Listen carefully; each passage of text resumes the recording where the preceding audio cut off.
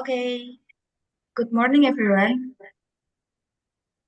Welcome to the visiting lecture event with the theme of From Data to Decision, Finding Social Commerce for IS-Driven Insights, which will be presented by Ms. Suaini Binti Sura, PhD, from the University Malaysia, Sabah.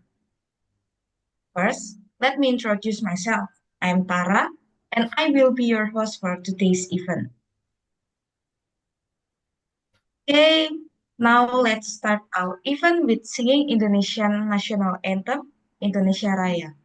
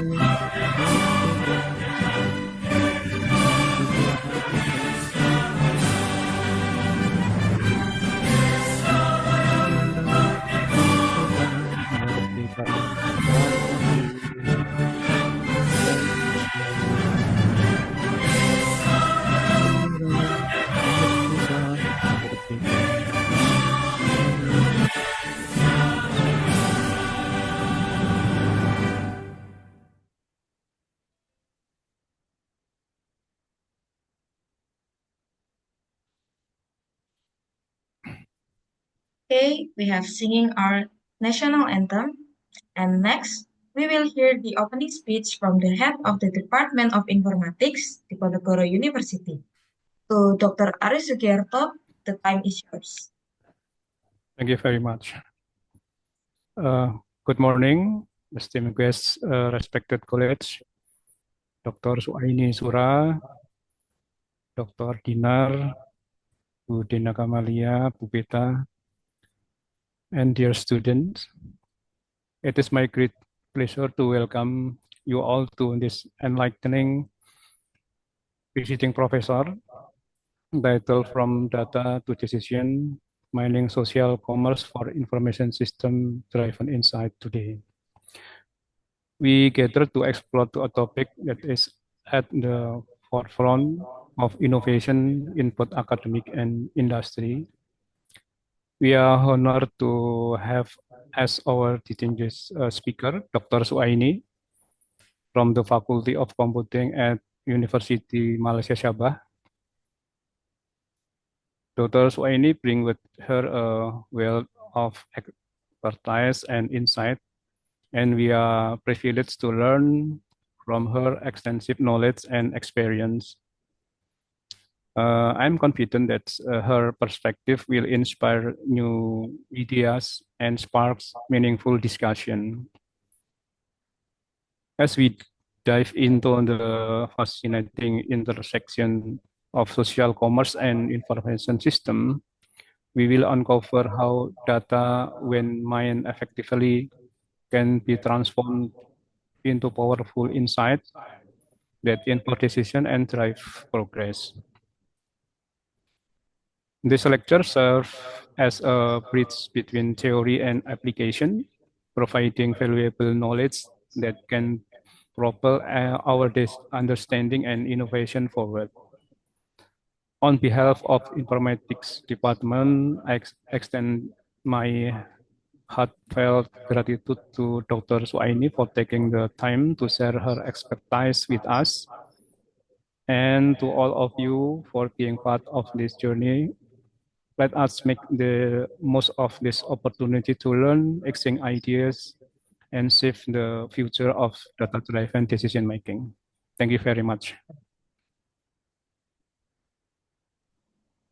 Okay, thank you, Dr. Aris Sugiarto, for the opening remarks. Next, we will proceed with the photo session. Attendees are invited to turn on their cameras.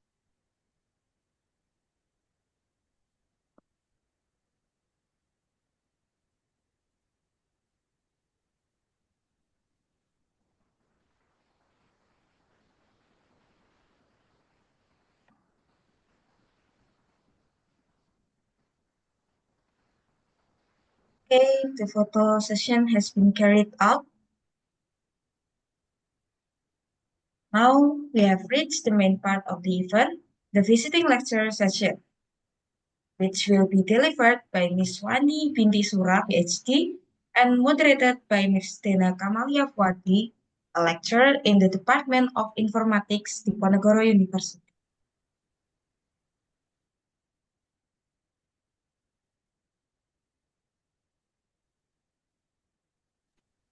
Okay, thank you, Ms. Tara. Okay, good morning, everyone. Assalamualaikum warahmatullahi wabarakatuh. Okay, can you hear my voice? Sorry. Okay. Okay, thank you so much for Ms. Tara, and welcome to the special session for our visiting lecture series. And it is my great pleasure to be here as your moderator for today's event. My name is Dena Kamalia, and I'm from Department of Informatics. Today, we are honored to host a distinguished speaker, Suaini Binti Sura, PhD, who agreed to share her valuable insight with us. Before we proceed, I would like to take a moment to express our deep appreciation to the head of department, Dr. Aris Sugiharto, SSE MCom, for his leadership and support, as well as to our esteemed teaching staffs and administrative staffs who were to take event like this possible. Of course, a warm welcome to all the students joining us today. Your participation is what makes this event even more meaningful.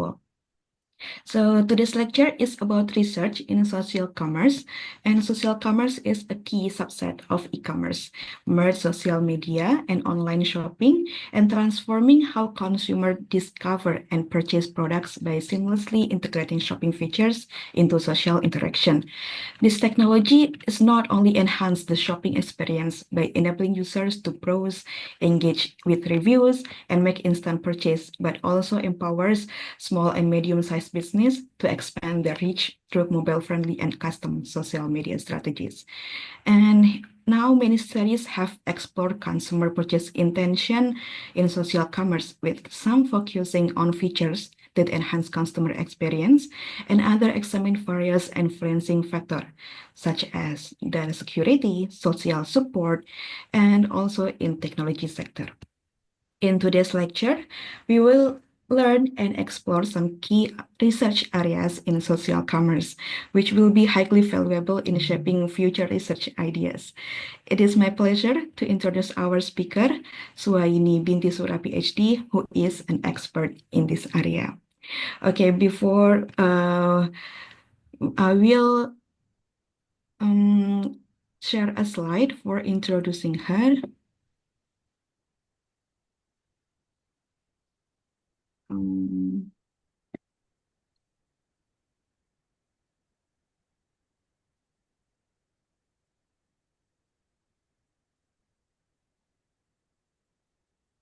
Okay, so Suaini Binti Sura, PhD, is a senior lecturer from Faculty of Computer and Informatics, University Malaysia, Sabah, and she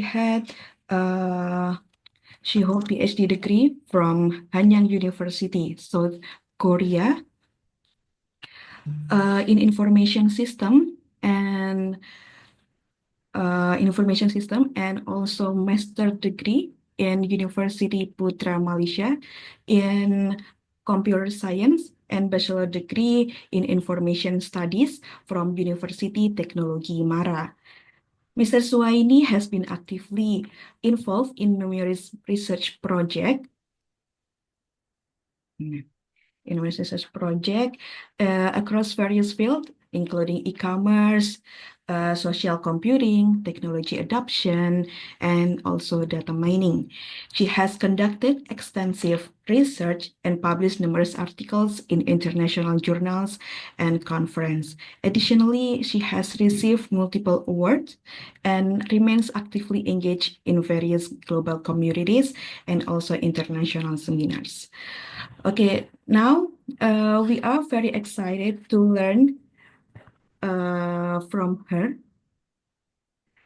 Okay, and before we start the main session, I will ensure to you to know that we have two main sessions. The first is the main lecture, and the second session will be question and answer session.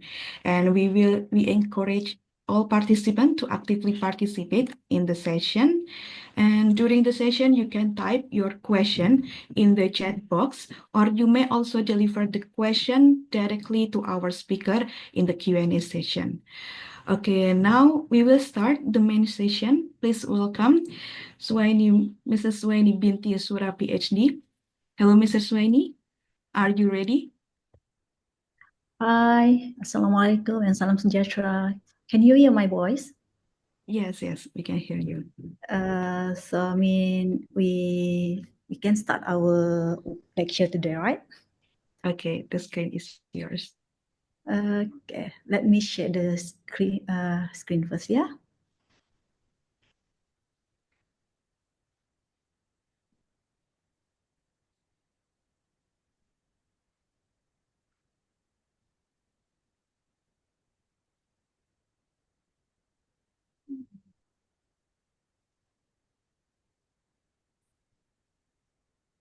Ah.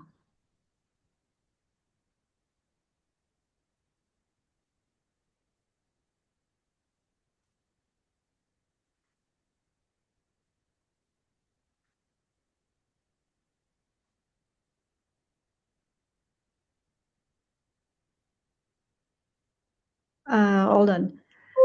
We are using Zoom, right?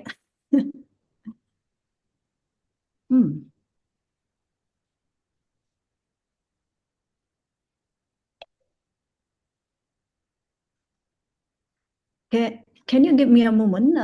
Because we are using Zoom, I cannot share my screen directly. I have to embed it first to maybe some my SharePoint so that I can use the slide, yeah? All right.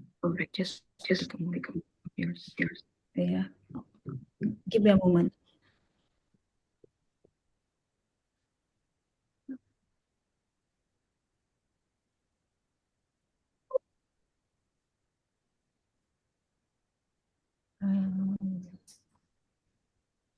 Hold on.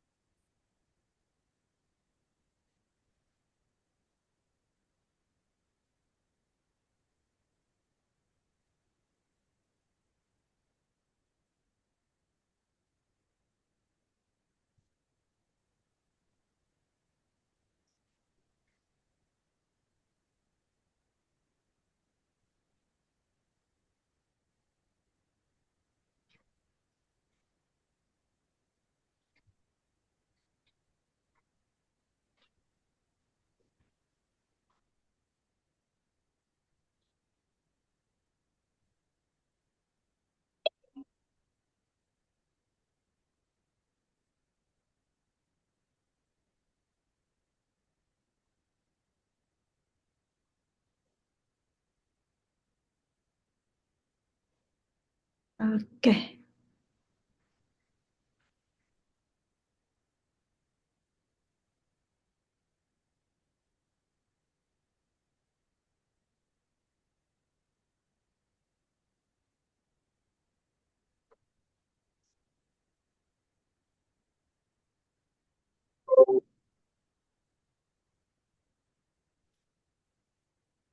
Uh,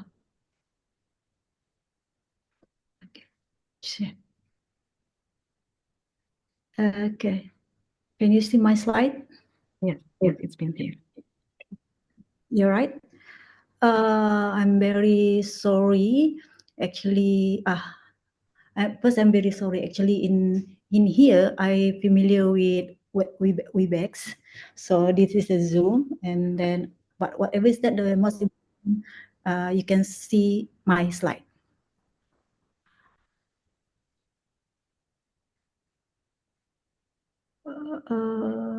Okay. If you see my slide, We can see that. you can see that. Okay.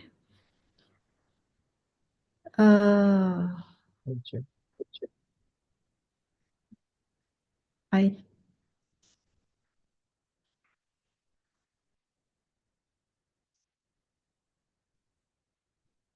like this. You still can see my slide. Yes. Yes. Okay, that's a good one. Okay, let me start. Yeah, Please. for today. Okay, very good morning to all of you. First of all, thank you very much to the Department of Informatics Undip, Dr. Ari. What is Dr. Ari? I forget the name. Dr. Aris, Miss Dina, and Dr. Dinar for invite me today for sharing my knowledge here. Okay, let me introduce first. Okay, my name is Suaini Sura, and then as Miss Dina just Miss Dina introduced just now that my education background here, and I have my PhD from Hanyang University in Information System. During my PhD, I'm doing on social commerce. That is my field, social commerce, and my master science is UPM, and my bachelor of information study more on management information system and UPM.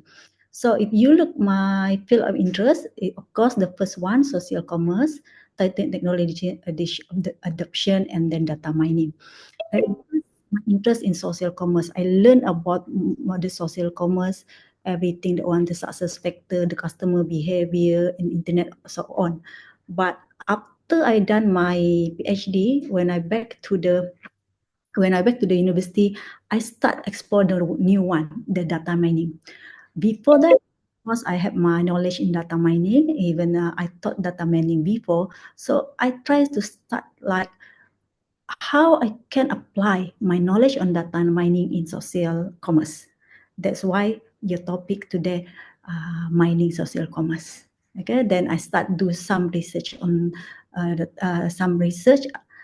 data mining by implement the data mining on it.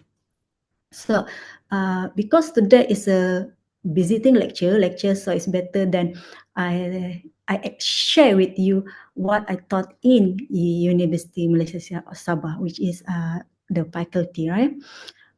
If you look at taught, right? You that one, of course, the first one, ethics professional in community. I taught the I taught this course since 2008, I guess, before I doing my PhD until now. And from the PhD, I still this one.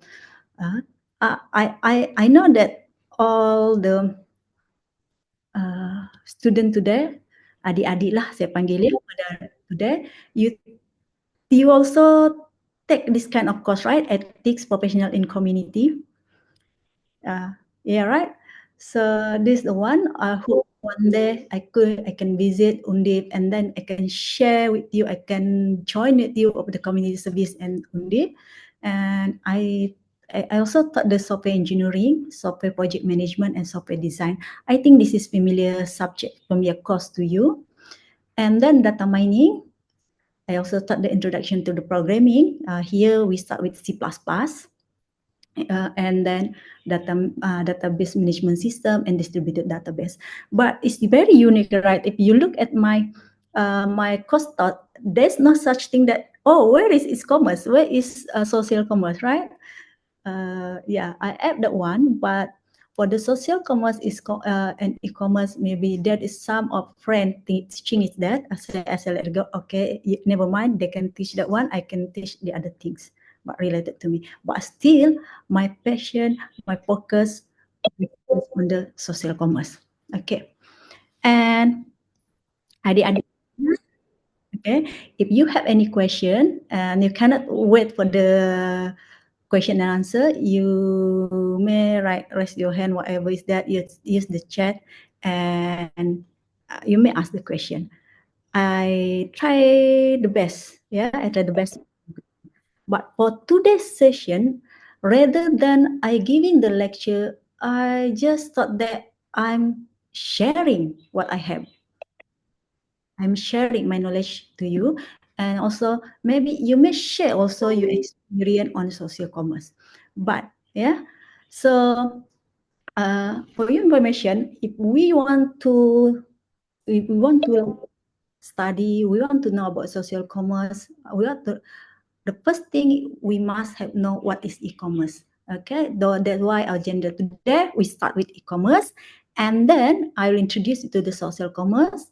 Then there is another one is IS driven factor in social commerce. IS mean information system. Yeah.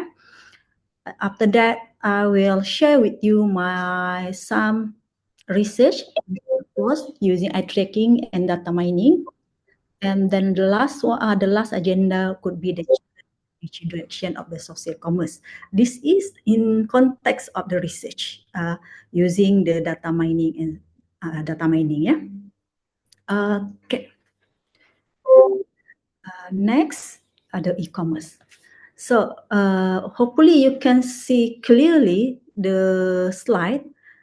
This is my style. If you look, my style is I have only 20 slides, but already pack the small pack, the pack on the one slide. Okay. If you look at the introduction to e-commerce, of course, the basic definition of e-commerce video here is buying and selling product over the internet. That is the basic, yeah. Okay. Actually, this e-commerce, if you look at the history, it started in 1970. It already started, but it's boomed in 1990 when the Amazon was introduced. Okay, that is e-commerce. When the Amazon is introduced, the definition of e-commerce also expand. So my definition is that there, I like right there, any business process is not only just buying and selling, but also researching, transferring, and exchange product service via the internet. But when you set the via internet, is not necessary, here is not necessary the transaction or buying is happen. Even maybe you're researching, you order that one, you put it in your cart, yeah, your cart, with you when you go to the may I know what the famous platform in Indonesia? In Malaysia, you use Shopee. How about the Indonesia? What could be the most popular platform? Maybe Anyone? Shopee. Shopee too. Shopee and also Tokopedia, maybe. Tokopedia. Okay. Yes. Right? Even you don't buy it yet, but you put something in the cart, it's considered already e-commerce. Yeah. That's why if you look at the dimension, you go the right slide, I give you the dimension of commerce. You can look at that one. Yeah, that is dimension. The first one we call it is like pure e-commerce. Okay. The pure e-commerce mean that all process, all the transaction, and then and then the product also you can get it from the platform e-commerce platform. So if you set the product, it must be digital product. That is you set it pure e-commerce, and the other part is semi-pure. It's not the pure one. That's my problem. I use the very small one, and then I cannot read my slide too. Sorry. So the other one is it's not the, we call it, the one is not pure, and the other one is partial. The partial mean is that only maybe one or two is purely done in the platform e-commerce, and the other process might be not. For example, you buy product, you buy clothes from the Shopee, right? That is, we call it partial e-commerce, because the product is not, you cannot get it from the from the platform. Someone have to deliver from you. And then if in Malaysia, the most delivering company is that we call it JNT. Okay, ABEX, whatever is that. So they deliver the product with you physically. That's partial. Okay, so the key component, of course, the one we call it ED, by the starting of the e-commerce. Okay, the first one, when the internet introduced, we start with EDI, with just interchange of the data. It's like email, right? We change the data, and then it's slowly, and then we call it, we can transfer money, something, transfer something, fund something. That is, if you're a bank, right? Transfer something, and then now we have digital online and the business model or strategy. So in business model, if you look at the internet, right? So many business model introduced, but the basic one, the general one, of course, we start. Hopefully, you know what is B2C. Anyone? Try what is B2C? Okay, sorry, I have asked you because I consider this a lecture, right? Sharing knowledge, B2C. B2C is business customer or business to consumer, mean that from the business to the customer. A customer, for example, if any business, maybe McDonald's, to the customer, the consumer of the McDonald's. And then when we have the other one, B2B, business to business, to business here, the business selling product to the other business.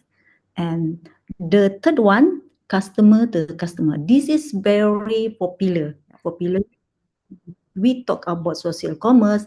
This is very popular business model, which is customer. Example, if you go to the TikTok shop, right? Your TikTok, yeah, sebab I hope the Indonesia also popular with TikTok, right? That one, you sell your product. They sell you the TikTok something. Oh, beli and you buy that one. That with the customer to customer. It's not. If you go to Shopee, Shopee more on the business to the customer. It is customer to customer. In we have one Facebook. When Facebook, in the Facebook is usually we create the community. This is very popular during COVID-19. The similar thing with the to the Indonesian like COVID-19, we create the community. The name something like non-next, one community, Bazaar community, and then all customer will sell your product, and then the customer will buy the product. And then we have also a customer to buy business. The customer sell and the business will be buy. Then we also have the D2C, direct to the customer. So, by the way, if you look at my definition, the third definition, buying, selling service over the internet, which include various online business model, digital electronic payment. That one, I just include the definition because this is the definition given by AI. Okay. In Malaysia, of course, the popular AI ChatGPT. I'm not sure Indonesia. I think maybe this could be the similar pattern, right? The one. Okay. And now, okay. We already know what is e-commerce. That we go next. Next is this one, e-commerce subset. E-commerce parent is like a big, right? But in the e-commerce, there are so many subsets of the e-commerce. This subset make the e-commerce. E-commerce could be the basic one. So we have the other one, we get m-commerce. M-commerce means this mobile commerce. Of course, if mobile commerce, you can guess that one, you will buy product using your mobile phone. That is mobile commerce. Okay. And then second one, that one we have learned, what I shared with to you today, which is social commerce. And the third one, e-commerce. Anybody? You can use chat. Anybody? Can you guess what is e-commerce? You may use chat, yeah, if you chat. Anybody? What? If you can share what is? You can share with me what is e-commerce? Okay, never mind. The rest you can. Hopefully the rest you can try to guess. Yeah, e-commerce is Facebook commerce. This question. Oh, is it is the similar with e-commerce? Why make e-commerce is what we call it? Why make e-commerce is special? Okay. Before, when you look at the history, the social commerce is introduced. The first social media with the marketplace that time is Facebook. Because of that, e-commerce is already introduced. Facebook commerce. So when it's introduced, and then social commerce also boom. So the other one said, oh, no need. You the other one, we put it in social commerce. So then we have the conversational commerce, conversational commerce. This one is based on conversation. For example, we use the apps, the conversational web apps. In Malaysia, we use WhatsApp. I think in Indonesia also use WhatsApp, right? If you look at the China, the most popular WeChat. Okay, and you have the T-commerce. Okay, anyone? T-commerce. Anyone to try what is T-commerce, D-commerce, and B-commerce?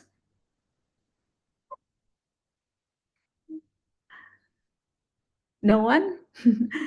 Okay. Yes, right. Television commerce, TV commerce. That is popular nowadays, right? TV commerce. Talk about TV commerce. Remind me to my mother. She really loved TV commerce. I forget what the channel name. And then sit in front and suddenly interesting and calling. Oh, this is interesting. Can you buy it for me? Or TV commerce. And then D-commerce. Thank you, Alvin. Yes, you're right. The e-commerce. Yeah. The rest, e-commerce. Anyone? E-commerce?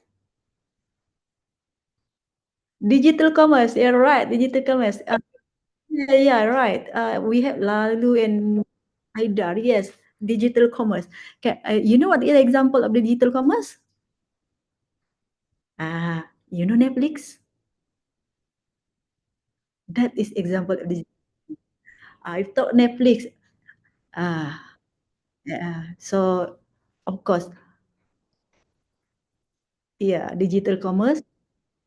Okay, why you have Netflix? To tell you, I like Korean drama. That's why I have Netflix. Yeah. So what is the latest Korean drama in Netflix? It's very boom. I know all of you know it. Yeah, Pak Bugem and IU, right? Okay, and then we have commerce. This one is Bitcoin, and then the one is B-commerce. So what is B-commerce? B-commerce. Virtual reality. It can be considered, but one visual commerce. Yes, visual commerce. Visual commerce boleh, but the one visual commerce is right. But if you look, what else you do in voice commerce? Consider ada satu lagi yang you always do in social media to sell the product. Yeah, voice commerce can be. Yeah. Yes, right. Video. This is visual video. That one is under visual commerce. So that is kind of subset of the e-commerce. Now, for today, we are focused on the one, the e-commerce. So let we look here. Now I have the timeline of the e-commerce. As I said to you just now at the beginning at my lecture, at the beginning when I share my knowledge to you, first is 1992 and 1990, the era of e-commerce, whereby I said to you that e-commerce boom. This time e-commerce is a boom. The introduction of www is internet, and then it start boom because the Amazon, and that is the first transaction payment is which is we using PayPal. Nowadays, I don't think so all of us are using PayPal anymore. It's not yeah sometimes, but we have so many e-wallet. Okay, in Malaysia, the popular e-wallet I guess is the Boost, yeah. Okay, but other than that, also there's so many e-wallet. And then when we talk about e-commerce, it start in the early of in 20s, 2002, there is early e-commerce influence, because this one at first the birth of the e-commerce just now, marketplace in e-commerce, and then that is starting with the during the time all the my multimedia, all the social media, maybe they have it, but they don't really support the commerce. So what happened is that all they start with the social commerce platform. They added one we call it social commerce element. Okay, you look at this one of the most popular social commerce element in that e-commerce platform could be the rating and review, right? And then the other one, sometimes you have the what we call it the chat. Okay, this e-commerce, why this e-commerce? Because we have what we call it technology web 2.0, because the technology 2.0, well, web 2.0 actually they support all the interaction element. So in the start of 2010, and then this is the e-commerce begin. Okay, so more social media platform with e-commerce function is not just that one. Also, we start of the influencer marketing, and then also we have the WeChat and WhatsApp. They start in this one. Okay, if you my research on the social commerce start during this era, 2010, yeah, 2010. Okay, 2010. That is my start, e-commerce start. And if you look at the 2020, this is we call it the boom of a social commerce. Although we cannot deny that e-commerce like shop, you start using Shopee, whatever is that, but some of us are gradually, slowly also, if not gradually, will move to the, it's not just move, but also using the social commerce. If in here in my home itself, I can see that my sister really like the TikTok shop, Like me also, I very convenient using the WhatsApp in doing my shopping. I'm doing my shopping, and then now is the payment. If, at the beginning, right before that, the Facebook, right? For example, Facebook, they do not support the payment function. So if you want to pay, you may pay it like transferring that one, and then you cannot do it in the Facebook itself. Yeah, you can outside the Facebook punya website, something like social media, something like that. But now it start to support the payment, and payment is become standard. Yeah.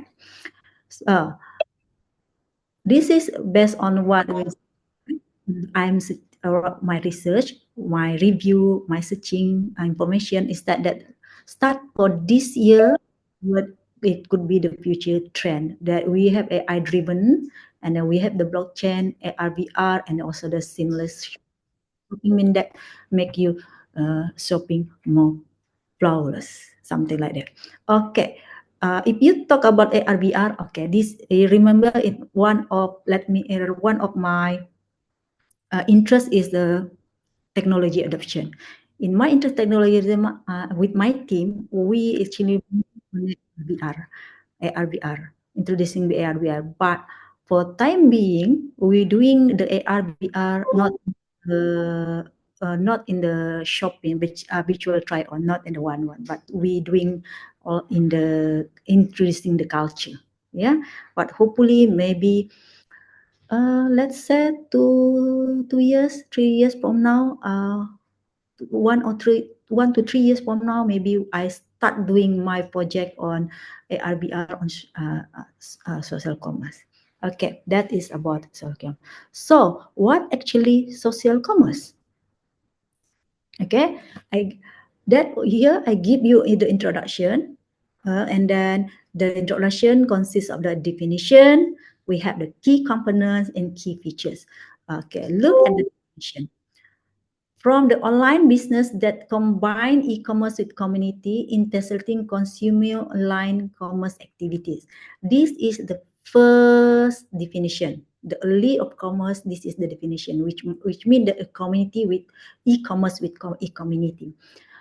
What is community mean? Community is that the use of social media. That means it allowed you to socializing with others and build your networking with others. Yeah, and the other one, when you talk about community, that is one of the most important in e-commerce. We call it UGC or CGC, user generated content. Mean that the content is not just supplied, or the information is not just supplied by the seller, but mostly the user will supply the information.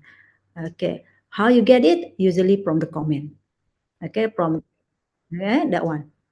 So this buyer will this UGC to make their decision. For example, if I talk about Facebook, yeah, Facebook. What is the UGC in Facebook? Anyone? I give you one is comment. Okay, one is comment. So, anyone can you guess what could be the UGC in the Facebook? The content generated by user. One is comment. What else you can think? UGC. Anyone? You can try. User generated content. Okay. One is comment. The other one, when you click the button share. Okay. Anyone you want to try? What else you can create as a UGC, the content by user? Anyone? Pause. Yeah. Comment is pause. Yes. Video, photo. Kevin, that one we have to look at. If the video, photo, all the things is by the members is considered UGC. But is that one video, photo, whatever video, reel, whatever is that. But that one is given by the seller is not considered UGC. The most important, there's one button. This button. Can you see what is that? That button. Is very popular UGC. Yes, like button. But nowadays, it's not just this one. You can get your new emoticon. Marah, something like that. You can bring it, right? That is considered UGC.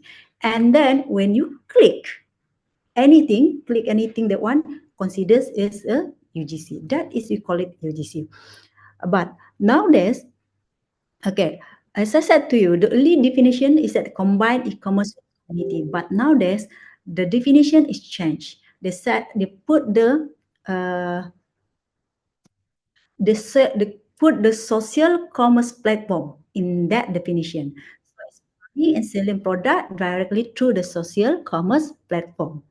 It integrates with media by enabling transaction, product discovering, customer interaction without having the social platform. Mean that ada dua definition. The first definition directly the social platform, social media platform. The second definition, okay, from the e-commerce, you go to the social media.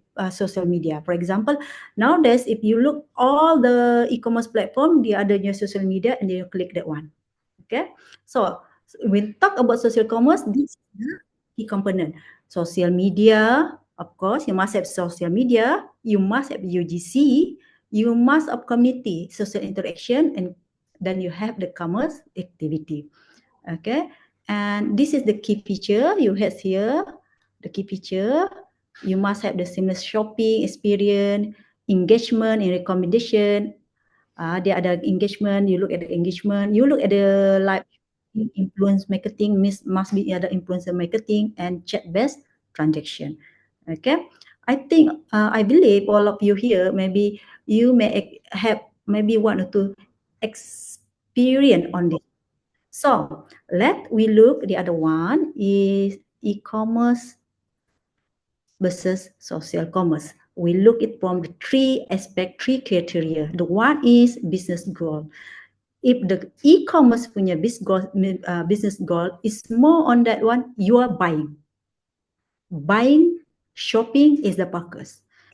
You talk about social commerce, the shopping is not the engagement is the focus. Which means that your socializing is the focus. Because they believe in your socializing and you feel that you're already connected to your members in the community, you will be there. When you will be there, or you could be the potential shopper for the product. Okay, and then on aspect of the customer connection, on the e-commerce, the connection is mostly you to the seller. Okay, you to the seller. Okay, but if you talk about e-commerce, it's not just that to you the seller, but it's you community, you connection with the community, a part of the community. Okay, the conversation, the talk is not you the seller, just also your community. That one you have is support for you. The community is support for you to make your decision, and the social interaction. Okay, if you look at here, classical form almost is provided one way whereby send back business other customer. Okay, the similar with the customer connection. This one to one. If you talk the social commerce is more one to many or many to one. You can interact. That is e-commerce versus social commerce. And now we go to this one. Okay, this part. Now I believe we done already. We already know what is social commerce. We already know what the different social commerce, e-commerce. And then I know you are IT student, the computing student. So how this social commerce, how this the e-commerce related to our field as a computing student? Okay, because of that, first I have to explain to you first what is information system. Okay, information system. If you like the definition here, combination of technology, people, process, and data used to collect, store, process, and distribute information is help organization to make informed decision, improve efficiency, enhance communication. Mean that, in other words, IS is one of the combination will help other parts to improve. In this part here, I refer to organization. So you look at the right side, the picture here, the illustration here. You have organization, people, in information, and IS. Okay. In our case, social commerce, we have information technology, right? To connect people to organization. Organization consider for the business, okay? The business, or maybe the buyer you said, and the people you in the organization. The business, the commerce itself. Organization is the business, is commerce itself, and the people here could be this the seller, could the buyer, and of course, information technology is here the platform, the business platform. Okay, we connect that one. So, in other words, in my own definition, I always said to my student, IS actually is a bridge. It's bridge where connect you to the what we call it a technology platform that you use. So when you talk about the IS, we have to know the key component. You could be hardware, software. You must have data. You have to process, and you have the people. So what will be the output? What could be well output? Okay, that the one I said the rule of the IS. So because you have the data, you process the one, you put data from the people, then you can do this data to make a decision making. Okay, decision making. Then it could be to make the automation. You do the automation more efficiency, and you can manage your data. And you can communicate and collaborate with others. And also this will bring the competitive advantages for the organization if you have the IS. So remember that this is some type of there's so many type of IS. Okay, again, we start step. Tadi kita tanyakan apa dia e-commerce, but now type.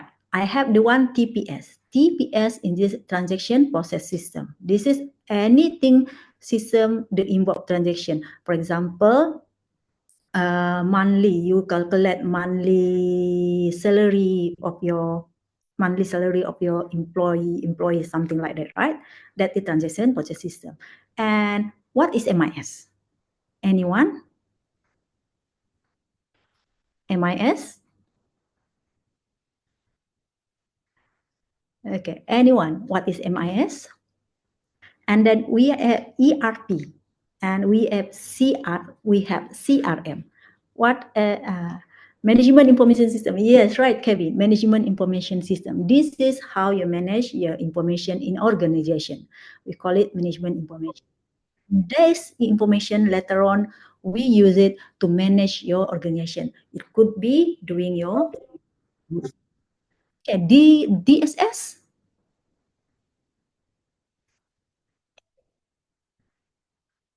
DSS. Yes, this DSS. Yes, decision support system. Okay. ERP.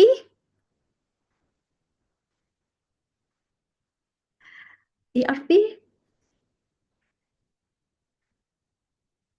Okay. Let me do it to you. ERP. I think. Yes, enterprise resource planning. Okay, this is how you plan about your resource. When you talk about resource, it could be like your human resource, it could be budgeting resource, and anything resource related to your company or enterprise. And then CRM. This CRM is most popular in social commerce or e-commerce. What is CRM? Yeah. Wow, customer relationship management. Yes, okay. We need this one. Okay, customer relationship management. We need this one because if you can manage your customer information, customer relationship, that mean money to you. Okay, it mean money to you. Okay, now, okay, in IS, in doing research the IS, one we call it IS success model. This is that you use to how to determine whether your e-commerce, social commerce just now, social commerce will be successful. So when we use it, we always use IS success model as a tool, a model that we maybe adopt, yeah, this model to measure, to indicate, to investigate our success of the social commerce. This model actually introduced by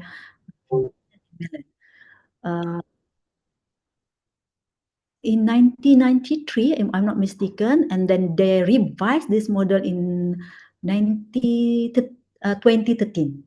Okay, 2013, they revised the model. So in the model, they said, if you want to know the successful of social commerce, okay, or any related commerce, in the IS, in perspective of IS, you must information quality.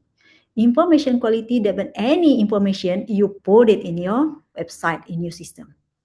And then you must also look at we call it system quality. The system quality mean here is that the system itself, maybe could be in the functionality, could be accessibility of the system, how the system it works. That is system quality. And the third one is quality. Service quality mean that what could the service you can give through your website. Okay, if you look the Shopee, what the service they give you? Okay, the one thing you boleh nampak is the chat. You get a service, a chat, and then you can write the term of the service di bawah tu. Oh, that one. Okay? Okay, that is, you can look at that. And then they believe this strict element will affect people, will influence people to use your system, and then also to what you call it, this is to influence your satisfaction, whether you're satisfied or not satisfied. And I believe when you're satisfied, you will use the system. And when you always use the system, mean that you're satisfied. And then this is linked to the benefit. What could be the benefit?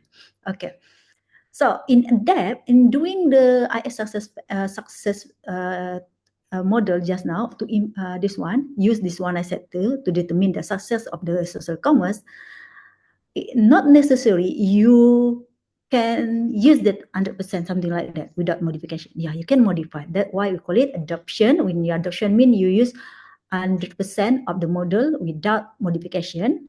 Or you can also adapt that model. Mean maybe put 1, 2, or 3 element. Yeah, but that is, you have to consider when you put the element, whatever is that, you can look what the goal of your research organization, what the goal you're putting that one, what you're going to do, what the purpose you to do, what your objective. Yeah, and then you look at the perspective of the research itself, whether you're on the enterprise or the organization or at the view of the consumer. And you also know the context of what could the context of research. You want to know the context of the customer behavior. You want because whether the customer buying or continuously buying, whatever is that. Yes, you can use that one. So in my experience, I'm talking about my experience. I'm also my first hold on, yeah. Okay, this is my, what I call it, my first time. In my first time. Okay, first time in my introduction to the e-commerce. How I first with the e-commerce is that through the IS perspective.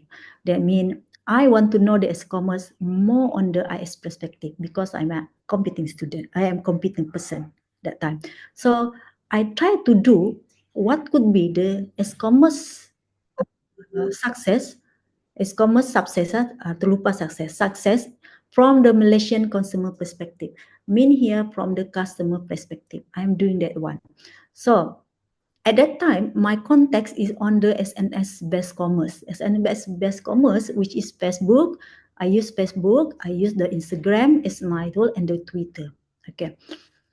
If you talk the social commerce, there's so many type of social commerce. You use SNS, you use microblogging. Microblogging is actually Twitter. You also do a video like YouTube. It's considered social commerce. Okay, so many types. So in my side, I focus on social media in Instagram and the Twitter. So then I use the quantitative approach. Quantity approach means the quantitable. Quantity means quantitable. Okay, if you look approach, you have the quality and quantity. Quantitable, that means quality, whereby I use to distribute my questionnaire. So my target is the SNS based commerce consumer all over Malaysia. So that time I use all my friends, my connection, my networking. I share to them my all over Malaysia, right?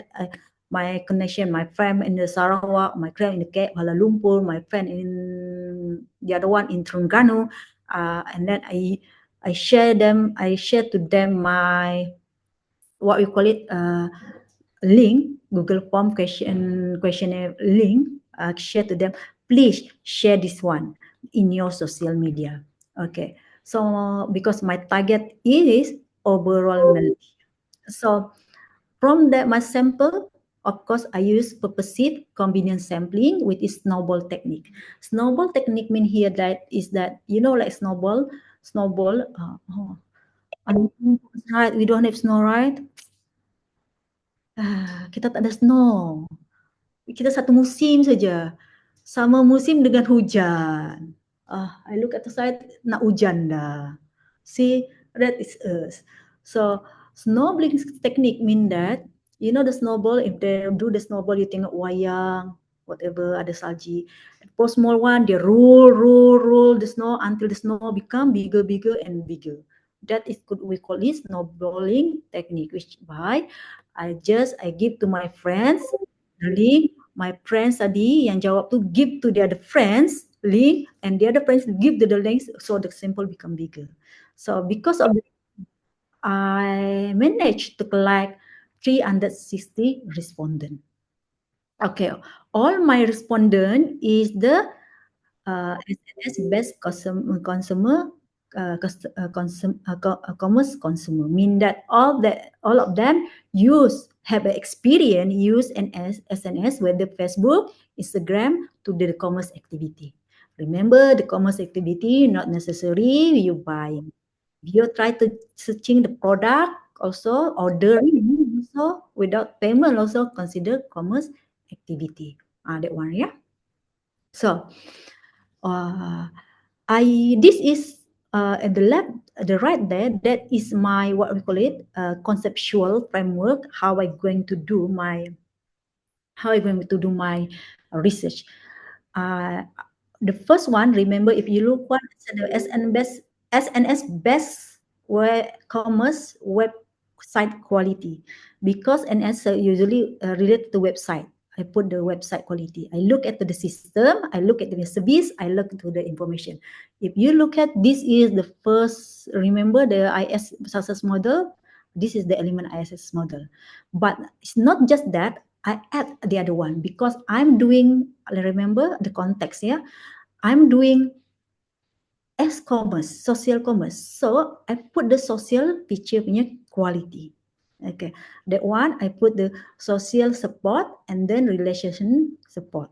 I mean that any information dekat support, social dan relation support, that mean your relationship, how do you punya relationship with the member will affect that one. And then I know, I'm thinking like that time when I wrote my literature review. From my literature review, I study the previous research said like this. Actually, at the end, what you get? Product. But limited researcher focus on the product because they said product is not a part of the system. But when you talk about the commerce, the product could be the outcome from the system. So I put the product. The product, I look at the delivery quality. Okay, delivery quality mean that, okay, when you get a product, is it similar like what you want? Dia tak pecah, cepat sampai, that one. And then I look at the product option quality. What could the quality? It could the price also. This is information about related to the product. If you look at the original one, the information about product also, or maybe they put it information quality. But in this case, I separated them. Yeah, of course, I use the usefulness, so I lose the customer satisfaction. Okay, and this is the result. This is the result. Okay, you look here. This is the result. What can I summary is that, of course, the website quality, you your website quality, your system, your website quality overall is influence people satisfaction and people, yeah, satisfaction and their usefulness of it. So however, it's overall about website quality, but actually what people really look is if you look here, what people really look is that you punya system quality. You punya system, is it quality? Is it easy to access, easy to use the system? They look at that one. Yeah, they're familiar with the system, your system. They look at the one rather than the information, rather than the service. Why this one information? Because look at the product quality, because this is about product, about selling what you sell, the product goods, right? Okay. So they want only the one. So the product quality is set most important. So, and then what happened with social picture quality? Mana social picture quality? If you look at the social picture quality, yes, also important. Okay, the important. But in this social category, the relationship support is most important. Yeah. So this one example. So then now we look at okay, this is actually some research of social commerce. I give the 3 example here. The one from Ardiansha. This is the case of the Indonesian using the TikTok. Okay, but this Ardiansha, they put one of most important element, the trust. Okay, then they said a trust, service quality, and the information quality actually important. Yeah. And then this is the song. They use that IS success model to determine continuous use of the continuous use of the community group, right? They embedded the term, the other theory to that one. They said that service quality is very important. And the third one here, Lim using the live stream social commerce using the Facebook Live. Is that put the other one, we call it WOM. Okay, siapa tahu WOM? Okay, WOM is electronic word of mouth. Kalau di Malaysia kita kenali sebagai makcik bawang. I don't know what the term in Indonesia. In Malaysia we call the netizen, right? Netizen always comment that, we call it makcik bawang. We call it also netizen army. The netizen army, right? But in Malaysia, most forward, if you put the what you call it, makcik bawang. I don't know. Can you share to me? Anyone know what you call it? The army, the netizen army Indonesia. What term that you use in Indonesia? Maybe I can use that one in my class. But in Malaysia we call it makcik bawang. Makcik bawang, tentera bawang, makcik bawang. We know that one. Oh, that is netizen yang that one. Anyone? Siapa ni? Netizen. Yeah, this is netizen. But we have special. That's why because Indonesia have special name. We call it in Malaysia makcik bawang. Makcik bawang. You know what? Why makcik bawang? You know the makcik bawang. Makcik is auntie, and then you know the real life auntie and you neighborhood auntie. Oh yeah. What do you call it? This talking something, right? Romo, something like that. So we call it makcik bawang. If you have a term in Indonesia, you share it with me. Oh, you don't have special one? You just use army, right? Netizen, right? Okay. So now that is about I ask when you look at you look at the perspective of IS information system. We move to the other agenda. We call it is the research approach, eye tracking, and data mining or machine learning. Okay. When you talk about social commerce, just now I said to you, remember UGC and SGC. UGC is user-generated content. SGC is seller-generated content. There's abundant, so many data. We call it massive data. This data sometimes, if you put in cloud computing, whatever is that, you can get the data. Okay. In my case, to get the data, one of my student, PhD student, to get the data, they use the web scraping technique. But in my case also, we ask from the Facebook owner, page owner, to get the data. There's so many data. So from that data, and when we get the data, when we start our research, we buy whether we want to know what you want to know. You want to pattern analysis, you want to the prediction, you want to detection, you the classification. Okay. You use the research eye tracking, just one in machine learning just now, you use that one. But in commerce, if you do the research, the goal is general goals only one, which is consumer behavior and decision making. You want to know how your consumer, why you there's a different customer. Consumer sama, but consumer is me on the word. In here, we refer to consumer of social media. That means you use the social media to buy product, that is you call it consumer. Yeah. We want to understand the consumer behavior and how they make decision, because when we know this one, and then we can do something. Okay. So when we talk about understand consumer decision behavior and decision making, it could be helping you first your punya marketing business strategy. Now you know, this is how my consumer behavior. So what could my next strategy? How I can my strategy on business, on the marketing. If you talk social media, it could be also social media strategy. What is your next strategy? Okay, let's say the pattern. You look at the pattern. Pattern, you nampak for when you look at your page, you analyze using the pattern, you can see that most of your consumer will engage with your social media, your page just now during lunch hour. So that means during the lunch hour, you get the new strategy, you market a new product, something like that. This one, the second one is improve your user engagement. As I said to you just now, your relationship with the customer mean money. So you try to improve your engagement. How to make the user customer more engaged to your page.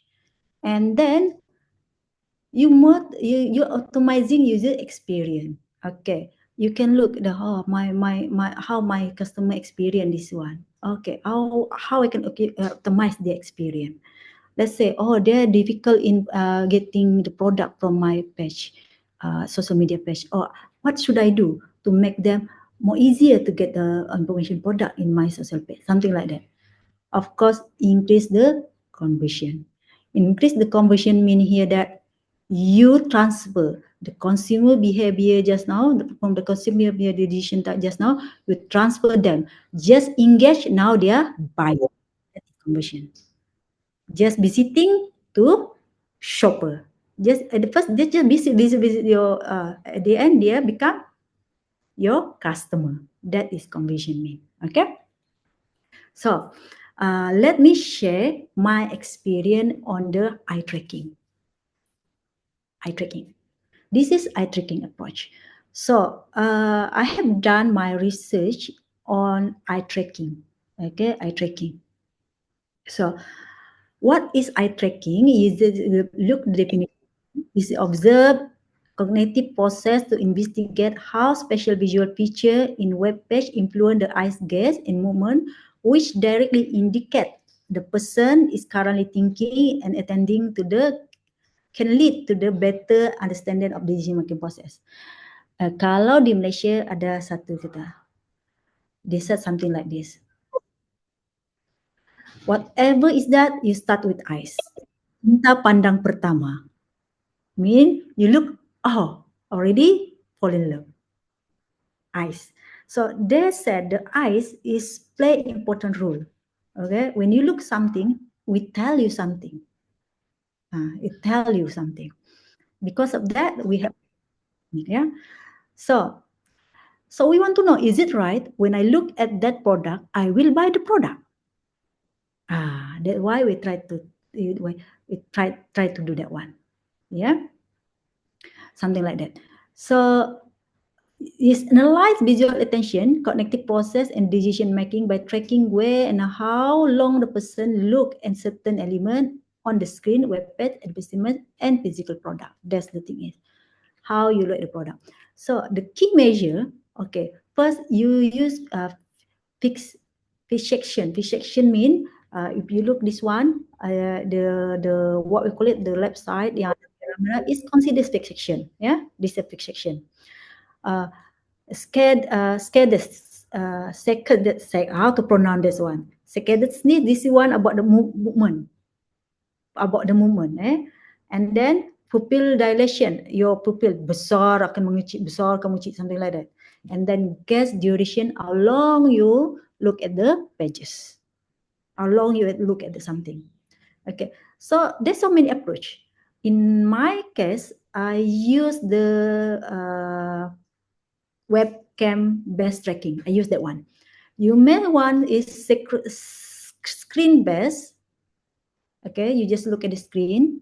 Okay, you tengok. And the one, and there's a camera put in the screen. You look at this one, camera will detect what you're doing.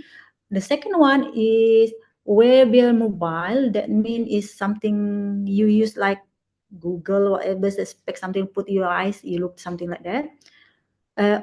AI driven remote, the one. For example, is webcam based tracking. As I said to you, I can track me. So why you use eye tracking? Okay.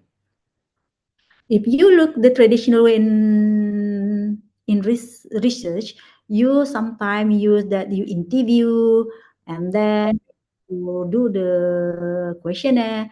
That one more subjective, we call it self-reporting data. So this one, we try to eliminate the subjective reporting data, that one. Okay. Okay, and the second one, capture user reaction and attention. This is more on the capture your attention and then you punya reaction and attention. Okay, so in my research, the why I've conducted this one, yeah, this one. The title is using eye tracking approach, analyzing SNS area of interest for the consumer decision making in society. Yeah. Okay, this is my question again. This is media. Okay, mean here that I use methodology. I use fixation, intensity, heat map. Heat map just now.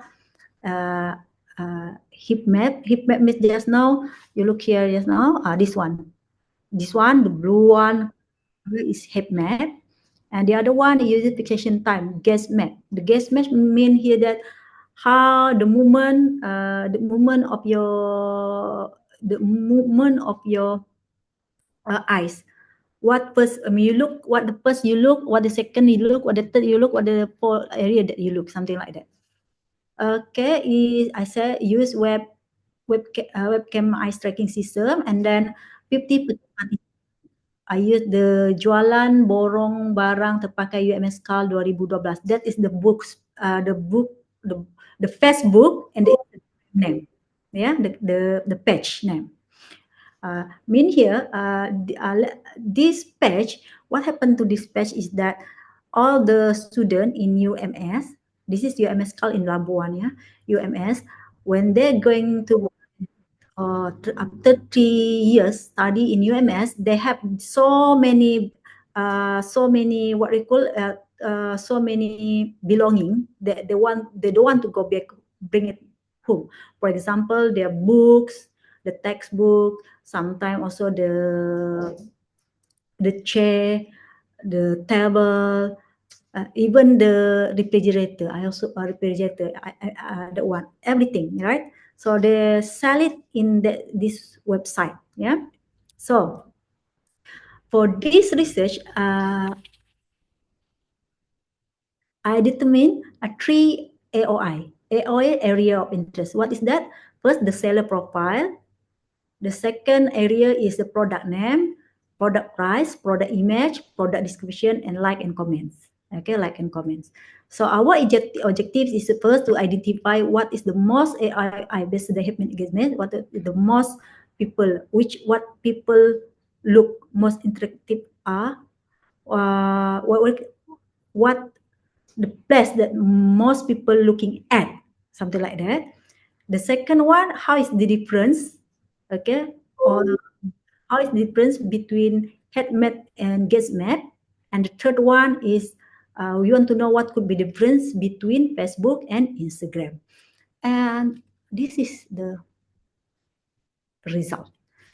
Okay, if we this result, right, most important AOI, area of interest, if you talk about the head map is, wow, I also cannot see what I write there. The highest mean is product image. Yeah, the highest mean product image. But for the movement, people are look first at what you call it here, the comment. Before they look at your product, whatever is that, they look at your comment first. Okay. And for the difference AOI and head different, when you look at the one, okay, actually when you use the t-test, actually there's no much different. There's no much different actually how people perceive using HMAP and also GazeMap. But if you different between Facebook and the Instagram, you can see that one. Whether there's a difference between Facebook and the Instagram, how you look this one, you look at that significant SIG, sing or valid, sing valid, you look that one. If the smallest, it means that less than 0.05, that is means significant. If not, if more than 0.05, that means it's not significant.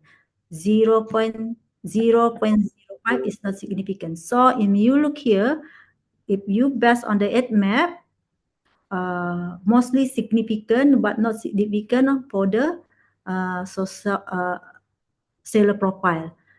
If you look at the gaze map, is significant only for product description. Okay, so when we have this kind of result, what one of the finding that is from here result is that the design of Facebook and then Instagram could be play the important role. Yeah, play the important role. You know, right? The Facebook is more for the description, the Instagram more for the picture, photo. So if you look also the photo come first, right? And the description below that. But for the Facebook, atas description, photo at the back. They also play important role, yeah? So this is, if you look at the other study, I give you here another study. Did the study, the one that change study consumer visual attention region of interest dia guna lah. Like mine, I use the area of interest, but they use region of interest. Is using the platform Facebook and the stream, and then we have the randoms. Study customer decision based on visual attention of AOI. This one using the e-commerce environment. E-commerce environment, that means he mimic randoms with the friends, maybe create one of the platform, but they put all the e-commerce element in that platform, yeah. And then Muhaz lab and friends, the study examine the role of long type in advertising the social commerce, the one using the Instagram. Okay, this is another type of the another study of the using eye tracking system for social commerce. So now, tak apa, tinggal sikit lagi. Then we go, the next is data mining and machine learning. So before I explain my research on data mining and machine learning, we have to differentiate also we have to know the data mining and the machine learning. I believe all of you, all of adik-adik sini, you take, have you take this kind of subject? Maybe the subject related to data mining and machine learning?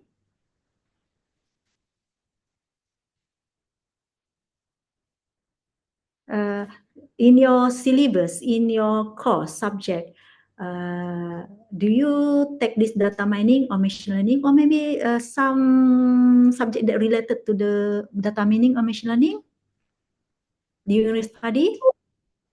Oh, intelligent system course. I think if you take intelligent system course, is more on, oh, this semester.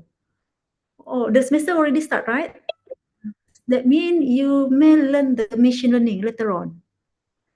Intelligent system is more on next semester for me. Oh, ML next me. Okay. Machine learning in semester 5. You're going to take that one, machine learning semester 5. Intelligent system or AI, sometimes AI also can be embedded, can be hybrid. We can hybrid that AI to the machine learning. Okay. Never mind. So this one consider is introduction to you. Okay. So introduction to you. Okay. Like in here, we don't have actually course like name course machine learning, but we have course data mining. So the machine learning they learn it from the data mining, but they also have some subject related to AI. Nama dia pun AI, intelligent AI, artificial intelligence, the name of someone. Okay. Data mining. When you talk about data mining is actually a discovering of knowledge, discovering of data. Mean that you want to know the pattern, correlation inside the large data set. You have the data, so you want to prompt the data. You know what could be, what could be data mean. That means you turn the raw data to very valuable information, and this valuable information you can use it in the decision making. So the technique in the data mining, you can use classification, clustering, association rule, anomaly detection, regression analysis. So dia punya process, the process could be like you collect data, and then you pre-processing, you clean the data, everything, and then you look at what could be the pattern, and then you do the interpretation, and then you do the decision making from that one. Okay. In my class, if I'm teaching the data mining, the first example I give to them is that bucket market analysis. Bucket market analysis. That is the previous study. Okay, happened in US. They found it. People who buy diapers also, people who buy beer also will buy diapers. But if you look at the two products, there's no relation at all, right? Why could people buy diapers and then they buy also beer, right? Two different things. If you said people buy coffee and buy sugar, you understand, right? People buy rice cooker and then they buy also rice, you understand. So this is one. So when they learn this one, what happened to when they look at they use the transaction data. So what happened? The supermarket, when they look, oh, this kind of pattern, they tend to remember customer experience, optimize the customer experience.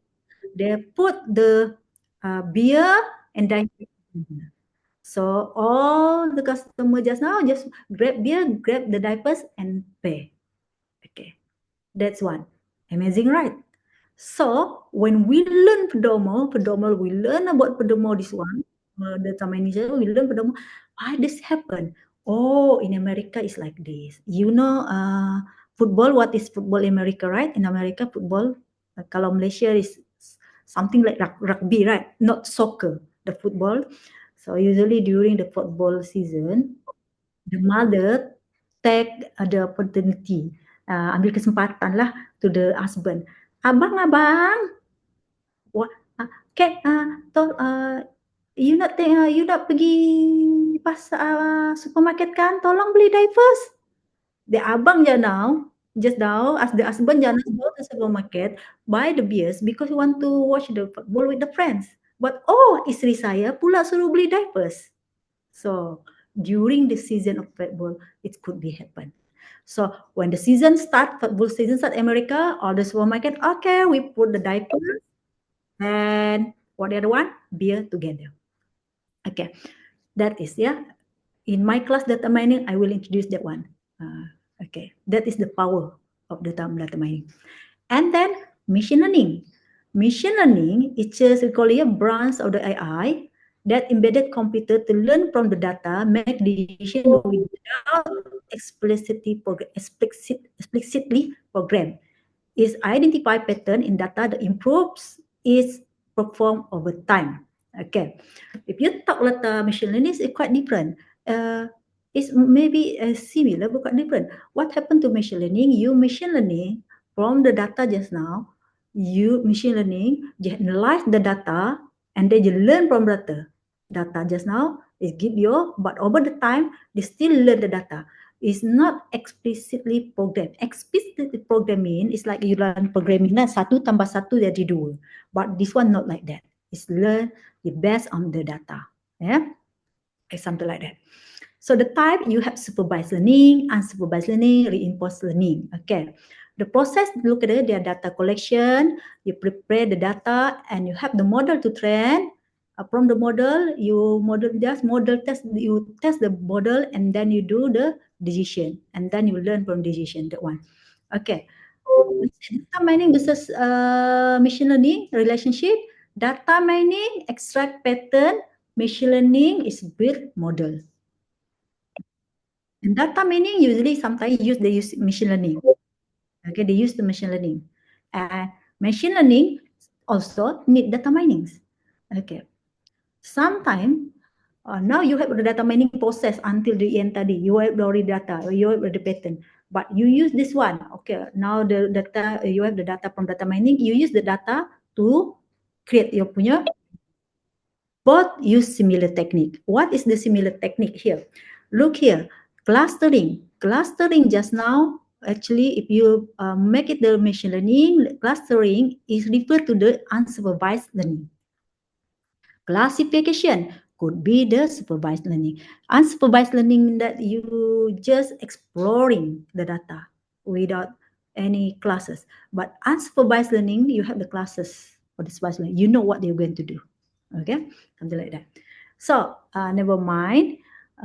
Next semester we will learn more about data mining and machine learning. Machine learning. Okay. This is the research that I have conducted with my student, master student. Is about we do the user engagement. You want to know the user engagement of the social media. We use the health related social media. So health related, it could be sometimes the social media who buy related health products, something like that. We use that one, yeah. You use the Facebook, you get it from the Facebook. So from the Facebook, what we try to do is that we do the pattern analysis. We want to analyze what could be the pattern of the social engagement. Okay, so we focusing on the UGC. You use the generated content. You use the post, comment. Comment is post. We use like. We use share. And ada the one, I forget number one. Later on we can see it. I forget one. The click, and the other one is apa satu lagi ya? Now, after this you can you can say that one, yeah. So for this research we do hybrid method, which is we use the sentiment analysis. Later on when you like machine learning you will learn that one. It's one of the technique, sentiment analysis and association rule. Okay.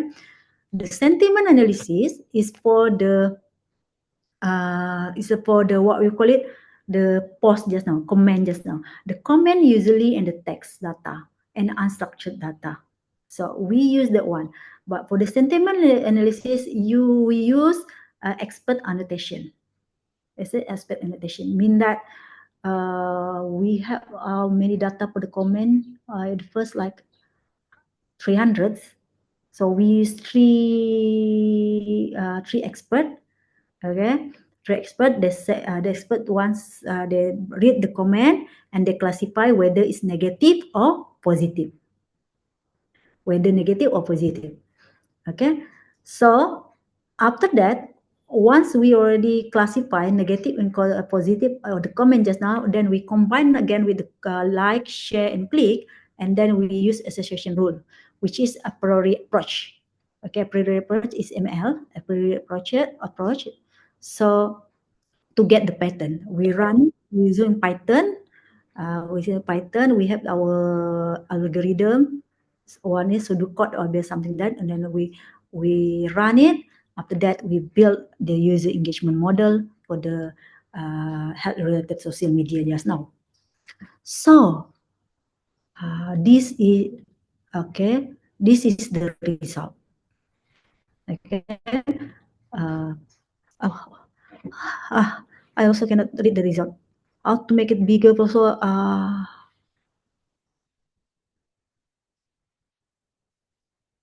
Okay, this could be the result.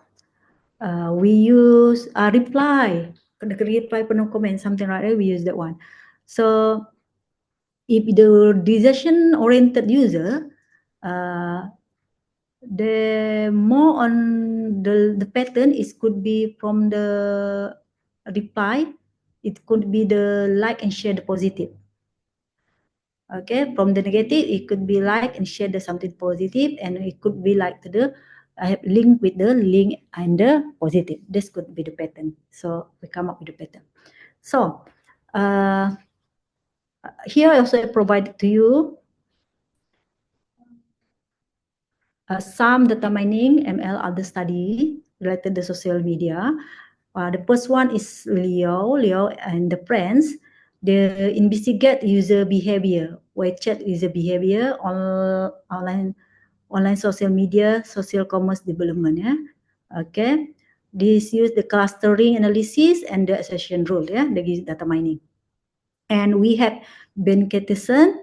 Okay, their study of customer behavior recommendation, how using the hashtag analysis just now. This one, they use the deep learning, yeah, CNN.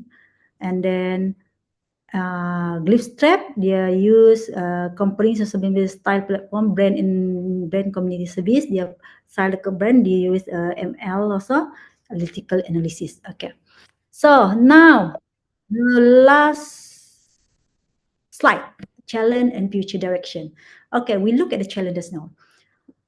When we do the research in social media, this is the challenge. I also this is also I have to face this kind of challenge. Yeah, the first one is data quality in noise. Okay, most of data I said to you, we use UGC, user generated content, and this data could be one is that unstructured data. Most of them, if you look the post, is maybe unstructured data in terms of the text, and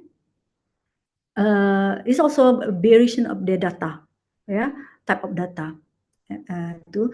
And then because this is social media, the most common that you want to know whether it's misinformation or fake review.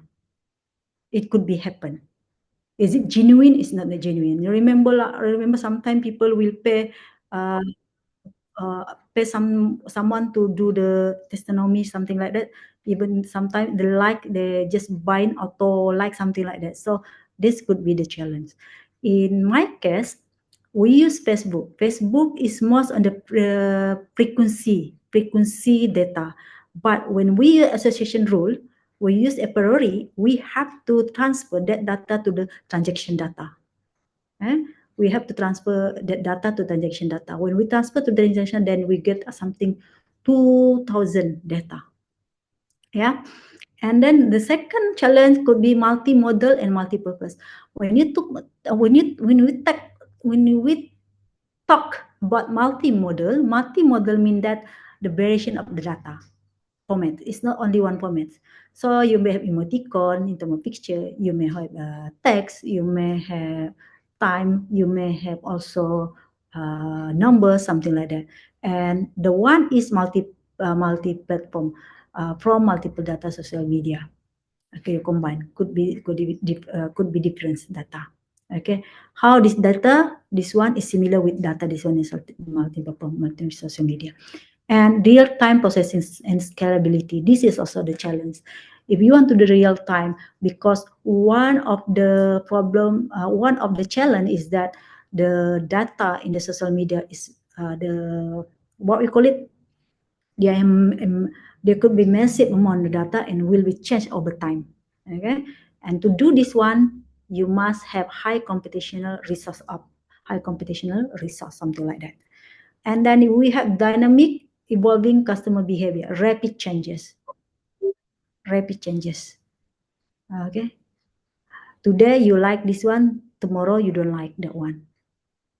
Okay, hari ini dulu you minat Kim So Hyun, sekarang tak minat Kim So Hyun dah.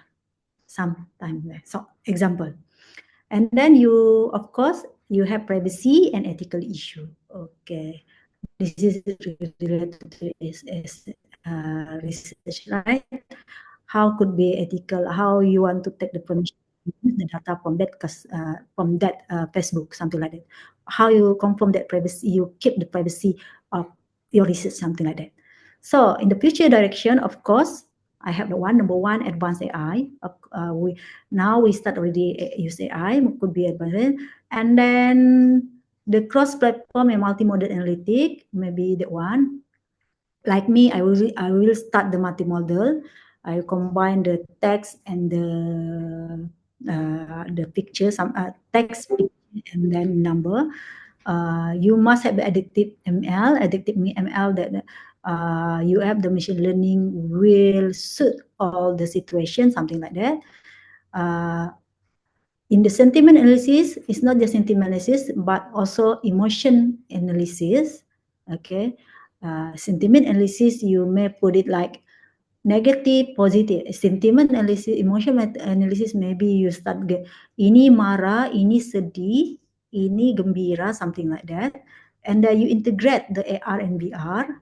Okay, and lastly, the blockchain. You must trust in the transparency, because that is the purpose of the blockchain. So I think we're at the end of my lecture. Only that for my lecture for today, and then thank you for your attention. Okay, we back to Miss Dina, yeah. Okay, thank you so much, Mrs. Suaini, for the presentation. Very insightful presentation and very inspiring. Okay, now we are going to the Q&A session. Please, anyone, if you have any question, you can type on the chat box or you can raise your hand. Okay. Okay, we have 1, 2.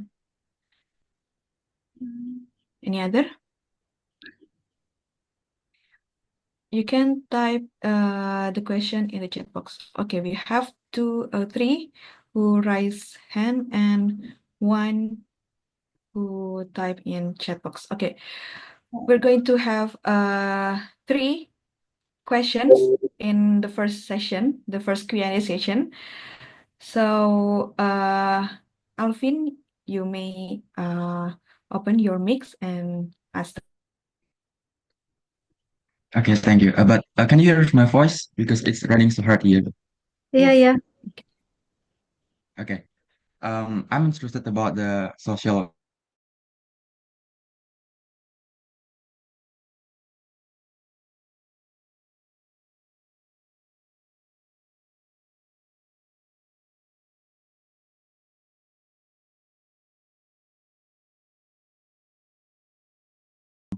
For example, likes, comment, repost, etc.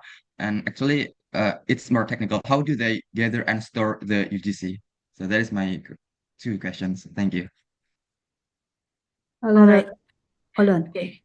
Maybe we collect the question first, then answer, right, Mrs. Suaini?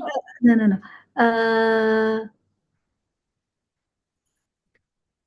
Can you make no. The first question just now is, I think maybe I cannot hear the first question. What is the first question just now? So in social commerce, maybe behavior from other people can also affect our behavior, content. If, for example, my friend is looking for t-shirt in Shopee, and then I don't know the magic, my content in Shopee also appear the t-shirt. And actually, is it an inevitable thing? Can we, like, for example, I don't want a t-shirt appear in my content, but my friend keeps looking for a t-shirt. So how is can I how do you say? You don't want your friend to look at your content. Yeah, what if I don't want to have t-shirt in my content, but my friend is looking for this? That is my first First question. question. Okay, second question. Second question is, for example, my friend is in Facebook, for example, comments, Yeah. likes, posts. So I UGC. treat their user-generated content, right? And actually, it's more technical. How do the system gather this type of behavior, and how do they store this in their database? I'm curious. Oh, okay. Okay, I can understand what you mean. Okay, the question number one. For the question number one, that is actually that one is based on the setting of the platform. If the platform doesn't, the setting of the platform, if the platform don't provide you the kind of the setting that you can write, you can filter that this is what you don't want, right? You cannot do anything. You have to accept everything. That's the similar thing. That is the thing is. Like if you talk about Facebook, right? Sometimes you can set the setting the Facebook for friend to join, right? Sometimes you can also cannot make it private or public, right? Yeah, if that you look at the platform. If platform is setting, yes, but if the platform don't have setting, oh, you have to accept it.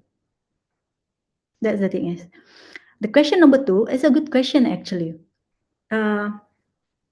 If you have Facebook, right? I give an example of the Facebook. If you have the Facebook, actually Facebook for the if you do the what we call it not community, the one page, Facebook page. Actually, from the Facebook page, you can get all the data. That ada cara dia. And then you click that one, something you click that one, and then you said you want to the data, and you can download the data into there's so many format. For my case, I use the format Excel, and then from the data you can see all the data you have. I think maybe Instagram, the other also have their own format. Okay, but format. If I'm not use social media, I use the normal website. Sometimes you use the web scraping. But I have no experience in web scraping. But the problem of the Facebook during our research, the emoticon just dia belum ada cara untuk there's no method how the emoticon dia belum ambil lagi. They all like, share, whatever is there, comment, they have all everything. Yeah. So your challenge is that from that Excel data you get just now, right? That one you challenge to process the data to suit to your research. Yeah. That's the one. Yeah. Usually they provide the one. If you're the owner of the page, Facebook page. If you talk about normal Facebook like us, right? The normal Facebook dia tak ada. That one, if you want to do it, you have to scrape. That one, you do web scraping. Okay, next, I think it could be answer your question.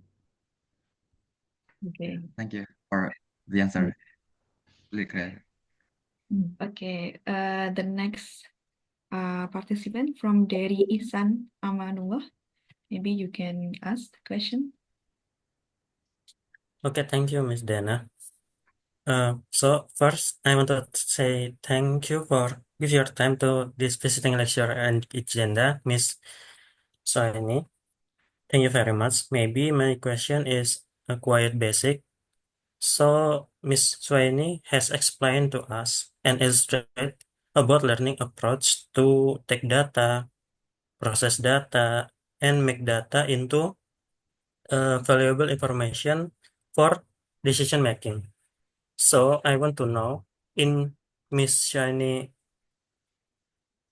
opinion, what the best approach to doing all of that? Or there is no best approach, because we should fit our approach to the problem that we face. Thank you. Okay. The easy way nowadays, just use AI. That is the easy way. But actually, when you do AI, right, the thing is that sometimes you don't know what AI doing. So the first approach,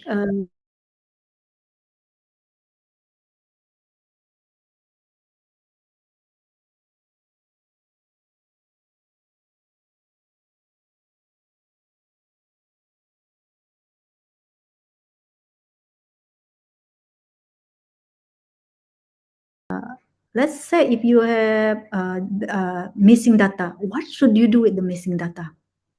Okay. In my case, if I had missing data, there's so many techniques. The first technique, you may use the mean of the data to replace the missing data. Or if you use so many data, make it easy way. Just delete one row of the data. You still have the data. Something like that.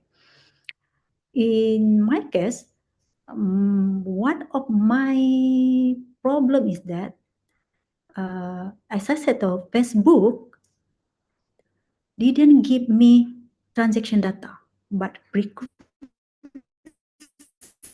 data, but I need transaction data. So I have to translate the one. Okay, the first one, me and my student master, at the first, we concern my at the time, we do it manually. Wow. And but through the research, through the review, reading, and suddenly my student said, Miss, I read tell us what the system. There's a system. We can do the system algorithm. So we start to do the algorithm. We put our data. Siap. Okay. But nowadays, what people do it is you just give the AI, ChatGPT, whatever is that, you tell what you're doing, they will do the data. But the problem is, did you learn from the data? That is the question. Is it the data pick what you also the question. So to answer you to answer your question, what I can see is that look at the purpose of your research, and then you look at the experience of research, and then reading the literature review will solve your problem. Okay, but the basic one, of course, you have to collect data, you have to clean the data, pre-processing just now, and then you run your model, something like that. But the challenge, of course, the processing of the data. There's no such thing you get the wow, perfect data. No. Yeah. So it's based on your research purpose. You cannot tengok. Kalau social science purpose,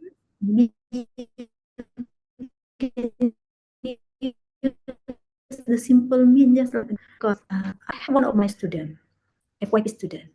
Dia, girls already write dia punya program. I don't know what happened to her. He asked the AI to check the program. And until DM, dia gagal FYP. Because why? The AI already took dia punya program, and then when he want to do something like, when they have to like modify the program, his own system, tak boleh sudah. You have to do from the scratch. Yes, AI helping you, but hati-hati. Yeah? Hope it will answer your question. So many techniques actually. It depends. The simple technique I gave you just now, social science, is mean. Something mean, yeah? Okay. Hopefully answer your question. Thank you, Miss Suaini and Miss Dana. Okay, now we're going to the third question from Arshad. Gran, please ask the question. Yes. First of all, my name is Arshad. Thank you for taking the time to hear this question and answer this question as well. And thank you for the insightful presentation. What I want to ask is,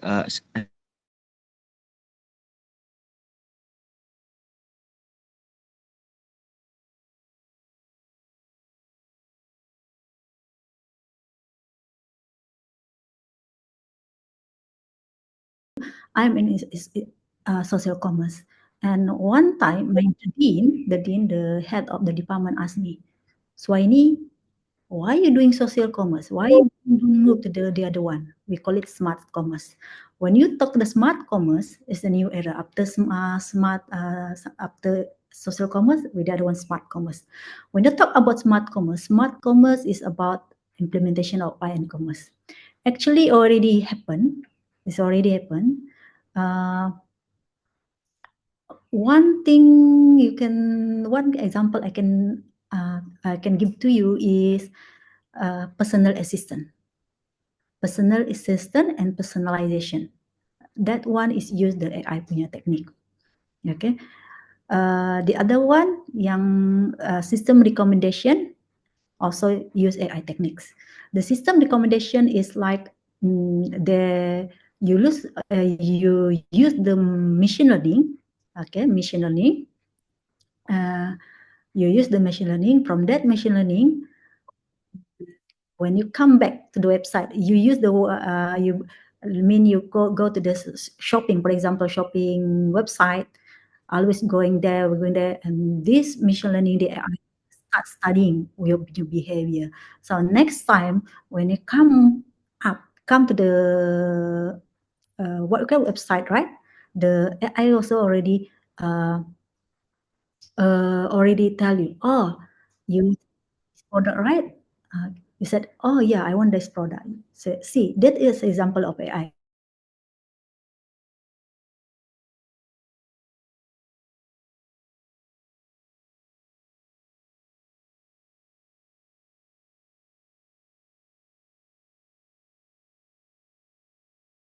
Is that in your handphone, you just put your punya e-wallet, and then you just put the item that you want, and tomorrow, after 2 days, tang tang, dah ada dah barang tu depan rumah you.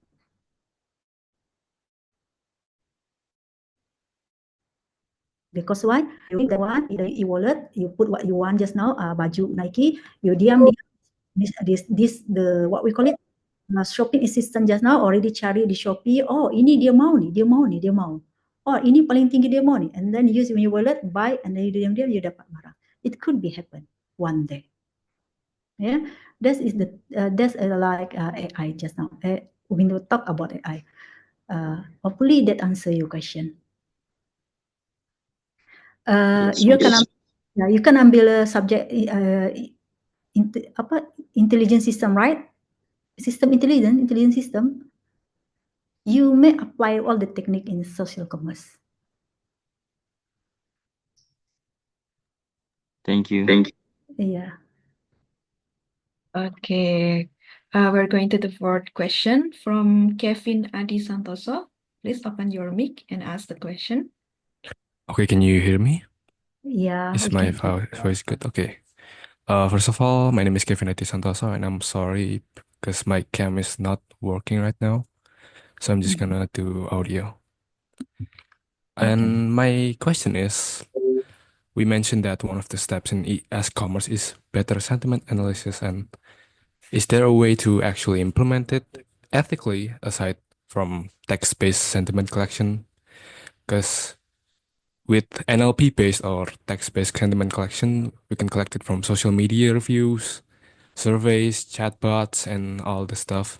But the other solutions that I think of is like emotion detection with facial recognition or sentiment from voice analysis. Those two are not exactly ethical, in my opinion, to implement it in real life. So how do we take it to the next level? That's my question. Yeah. Remember the one challenge I give it to you is ethical. What we call the challenge just now is privacy and ethical, right? Yeah, this is the challenge. Okay. You usually what we are doing. Okay, if you are doing the research, right? Even though you're doing research in university, or you want to, what we call it, you want to publish something, right? That is, we call it one of the form. Usually the form, right, is about the ethical issue. There you declare that you're doing ethically, whatever is that one. We don't take something like that. There's a ethically. It is two things. The first thing is that you ask permission to use the data from the permission to do the data. The second only is that you declare that you use the data only for the education. The one. So if you fit these two, that means you do things. Yeah? For example, you said just now is emotion detection, right? Emotion detection. Before this, we involve one of my students doing the IoT is what we call smart mirror. This smart mirror, when you look at a smart mirror, will detect your face, right? To look what could be the emotion, whatever is that. To do that one, we already tell the participant, we will take your sample from your data.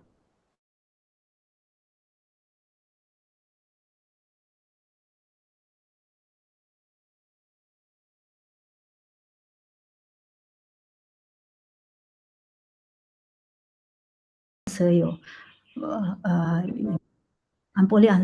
Hopefully it's answer your question. Can I ask a follow-up question? Yeah.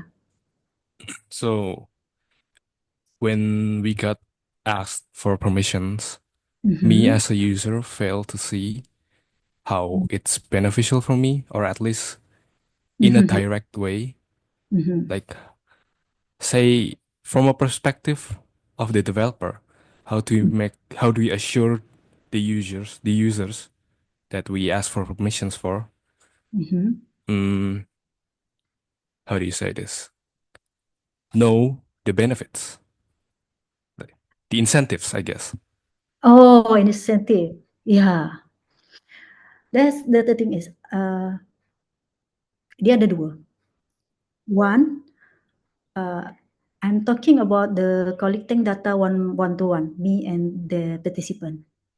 Sometimes we ask them, usually we ask, you want to participate or you want to participate?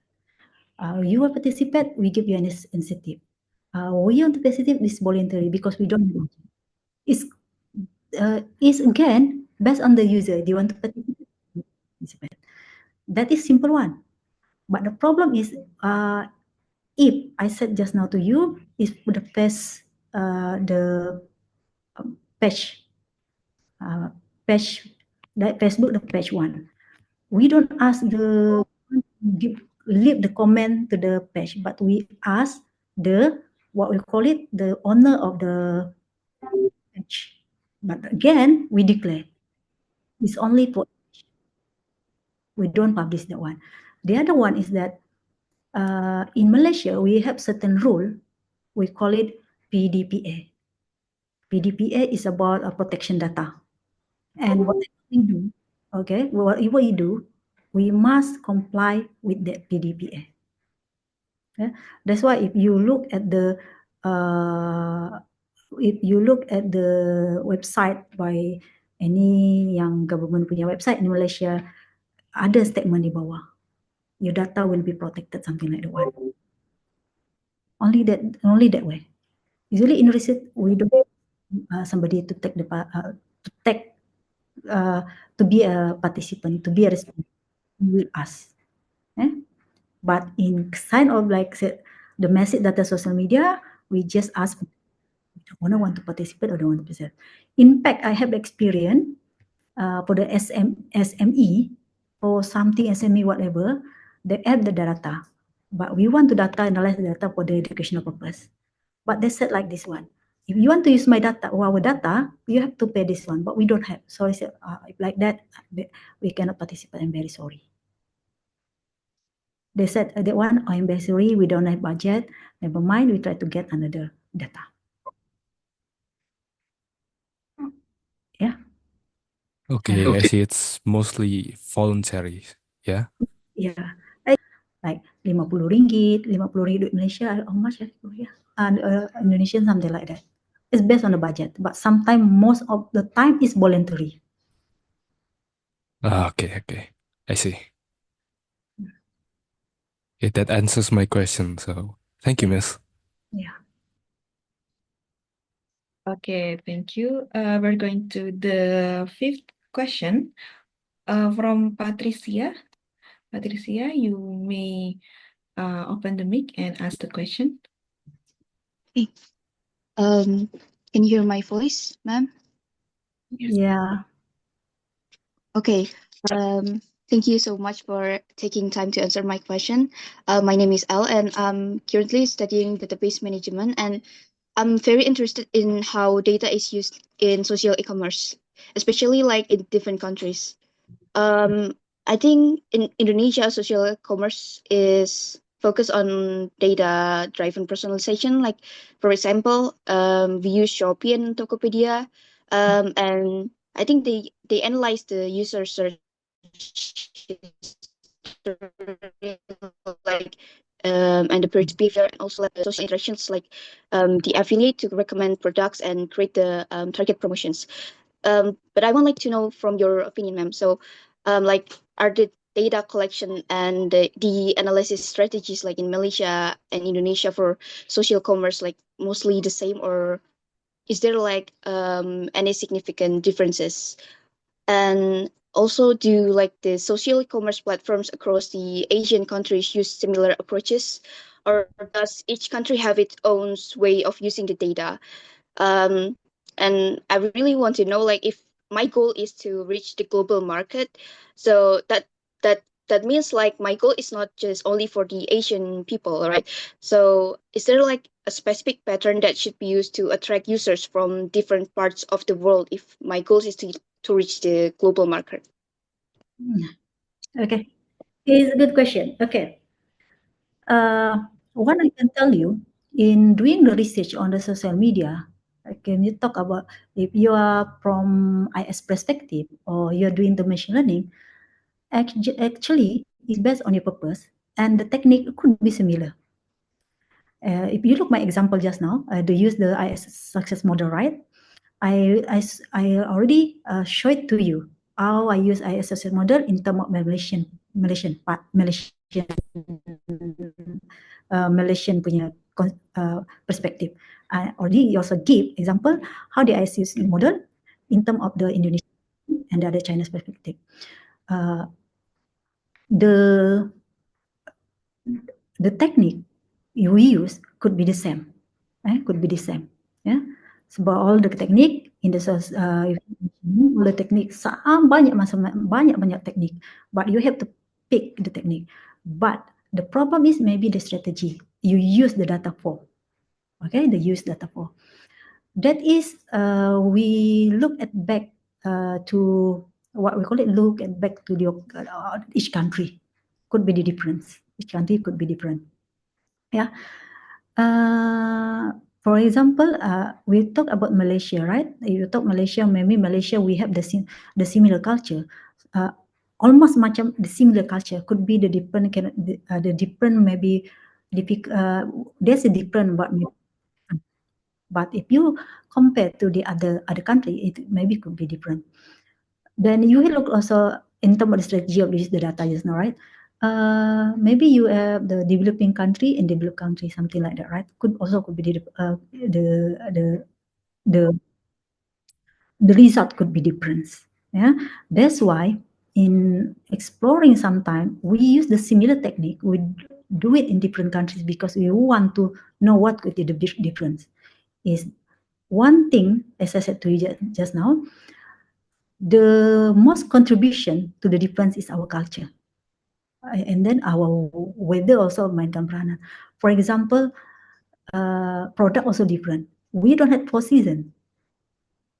Can they sell baju sejuk in Malaysia? Different. So we have to look back. For example, I don't know, in Malaysia you have Uniqlo, right? Uniqlo product, Uniqlo. Yeah, we have it. Have it, right? So Uniqlo, their punya origin is Japan.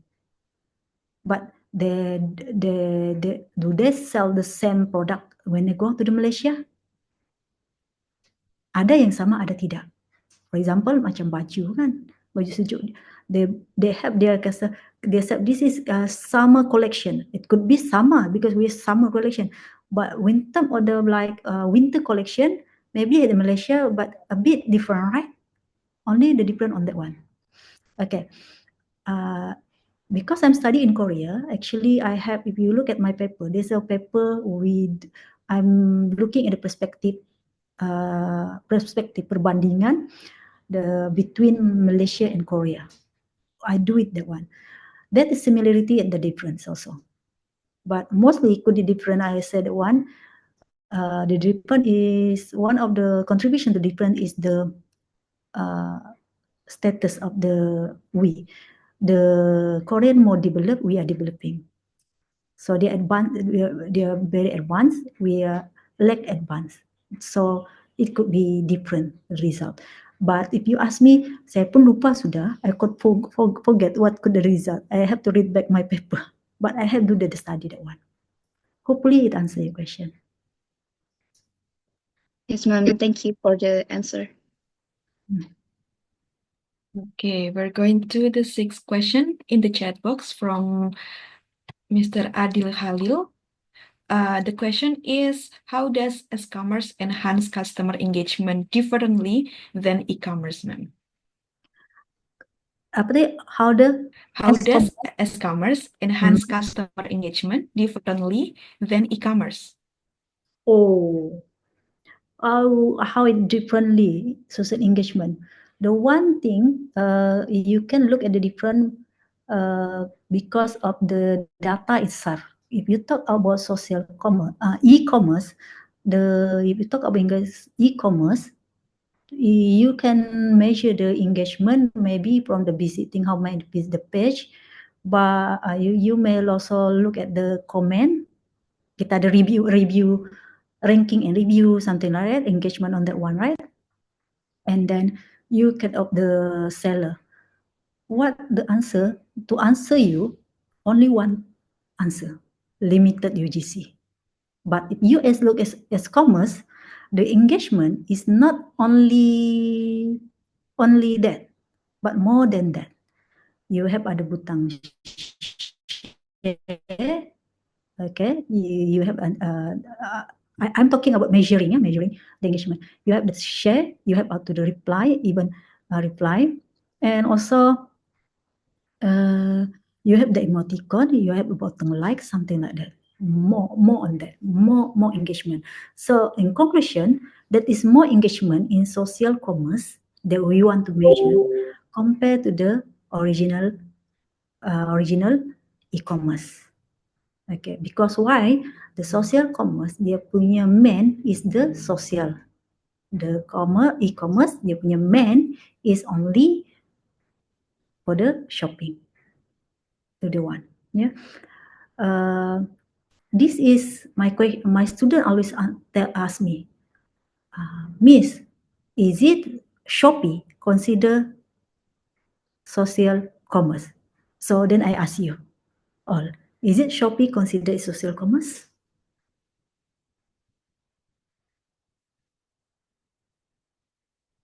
Tak kalah you tanya saya tak boleh tanya kan? Tanya, is it Shopee considered social commerce? That's my question. Okay.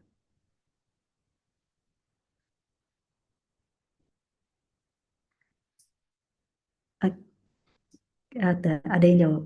Yes, Adil said yes. Adil said yes. Are you agree with Adil? Social commerce? Shopee considered social commerce?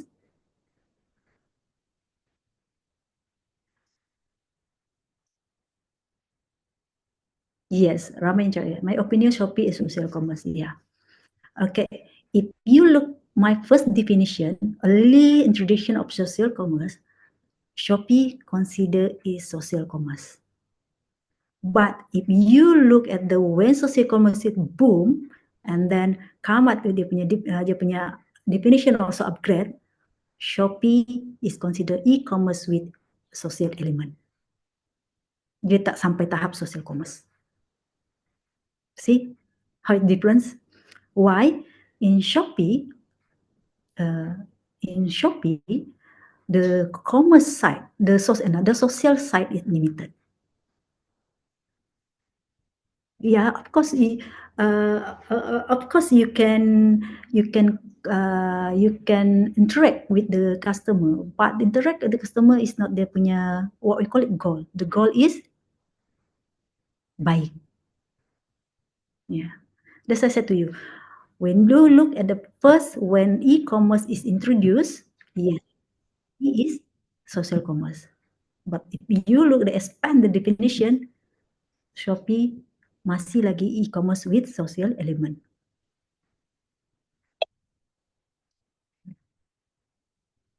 Okay. Okay. How about the answer, Mr. Adil? Is there any question from Mr. Adil? Okay, I guess no. Okay, we're going to the, okay, thank you. We're going to the next question from Reva Yasmin. The question is, what is the correlations between eye tracking analysis with sentiment and emotion analysis? Is eye tracking analysis depends on sentiment analysis and otherwise, or is it a completely separated analysis with method for making decision? That's Okay. question. You have the two ones, sentiment analysis and the one is emotion, right? Emotion analysis. Emotion analysis. Yes, emotion Okay. analysis. Sentiment analysis. I think ice tracking, the result for ice tracking is only the guess movement. So to do the sentiment analysis on that, maybe no, because what I learned that sentiment analysis is like we're using text, right? Text unstructured data, that one. But the emotion just now, I think later on, right? Emotion. If we emotion just now, it could be one there that is AI with the help of AI. We can do it with the eye tracking. Yeah, eye tracking is, I said to you, is like about the movement of data, right? Data you look. Macam kita lah, kalau kita tengok orang dari pandangan mata, kita tengok orang, oh dia tengah marah, we know, right? When you look at your cat, from the eyes of the cat, you know, the cat is happy, the cat is not happy. I think that one we can do it in the eye tracking system with the help of AI. But to tell you the truth, I until now I haven't get any paper on that one. Nanti saya buat pencarian paper on that one. I haven't get any paper on that one. I try to search paper on that one. Yeah, the research have been done on that one. I haven't try to get the paper on that one. Yeah.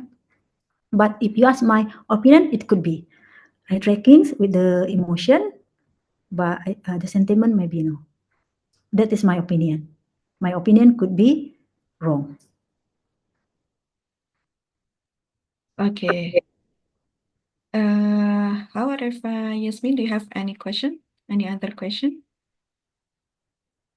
Okay, thank you so much. Okay, we're going to the next question from Mr. Haider Ali. The question is, what are the main reasons this study did not use machine learning models like random forest or other supervised learning method for sentiment analysis and classification?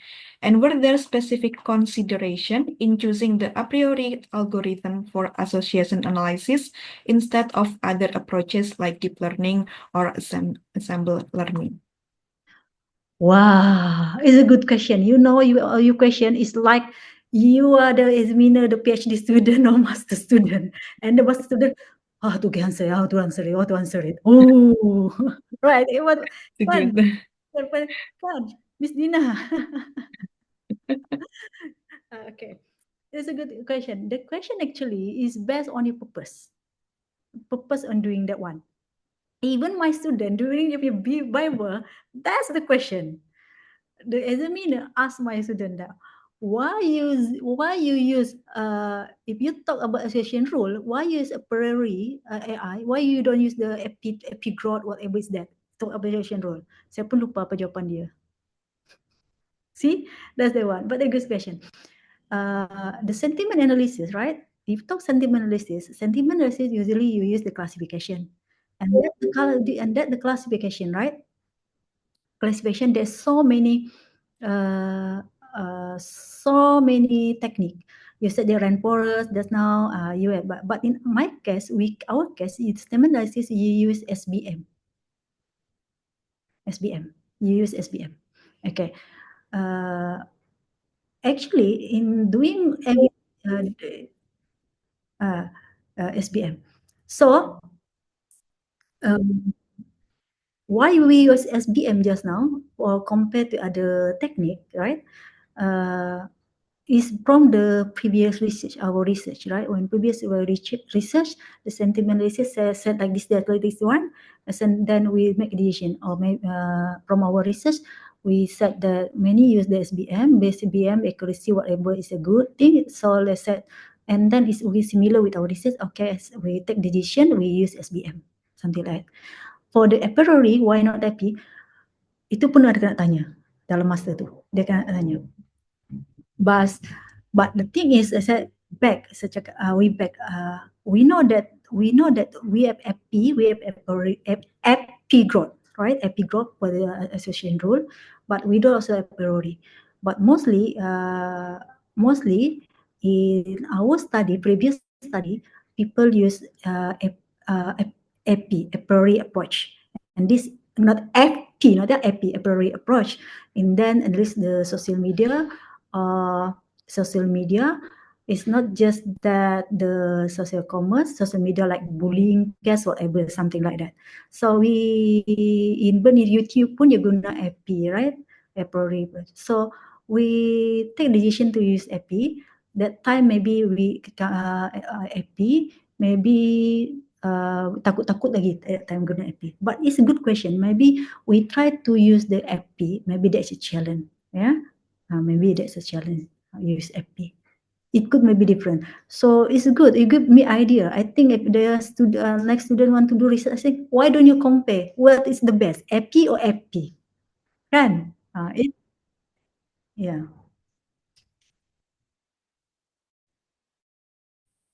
Okay. Okay. Okay. Is there any question, Haidar Ali?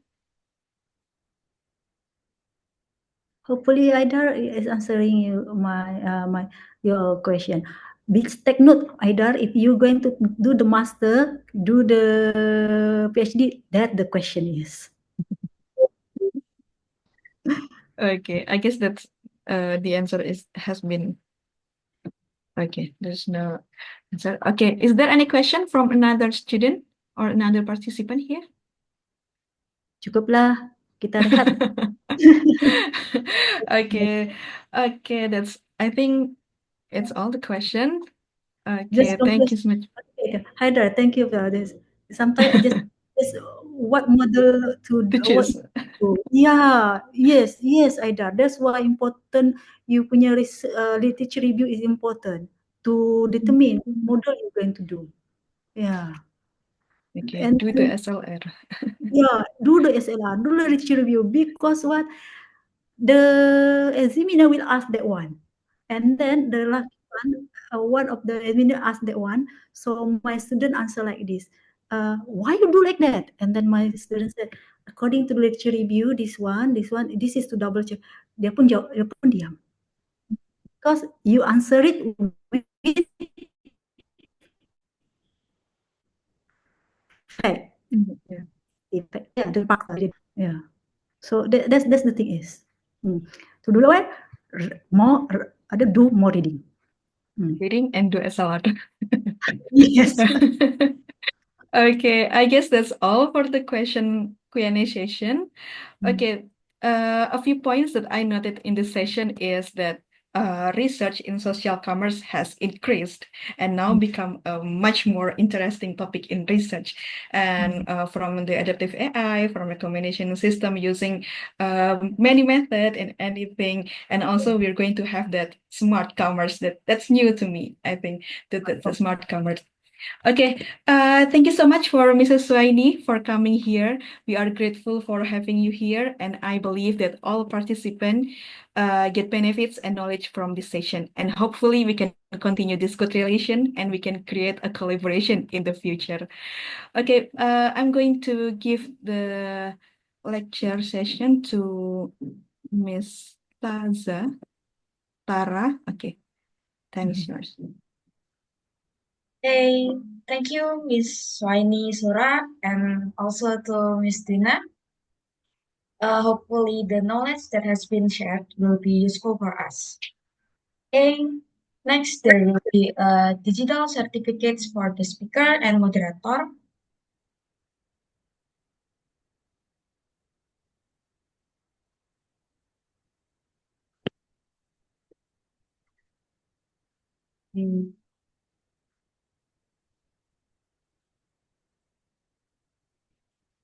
Okay, this for the certificate for Miss Suaini Sura, Miss Dena Kamalia.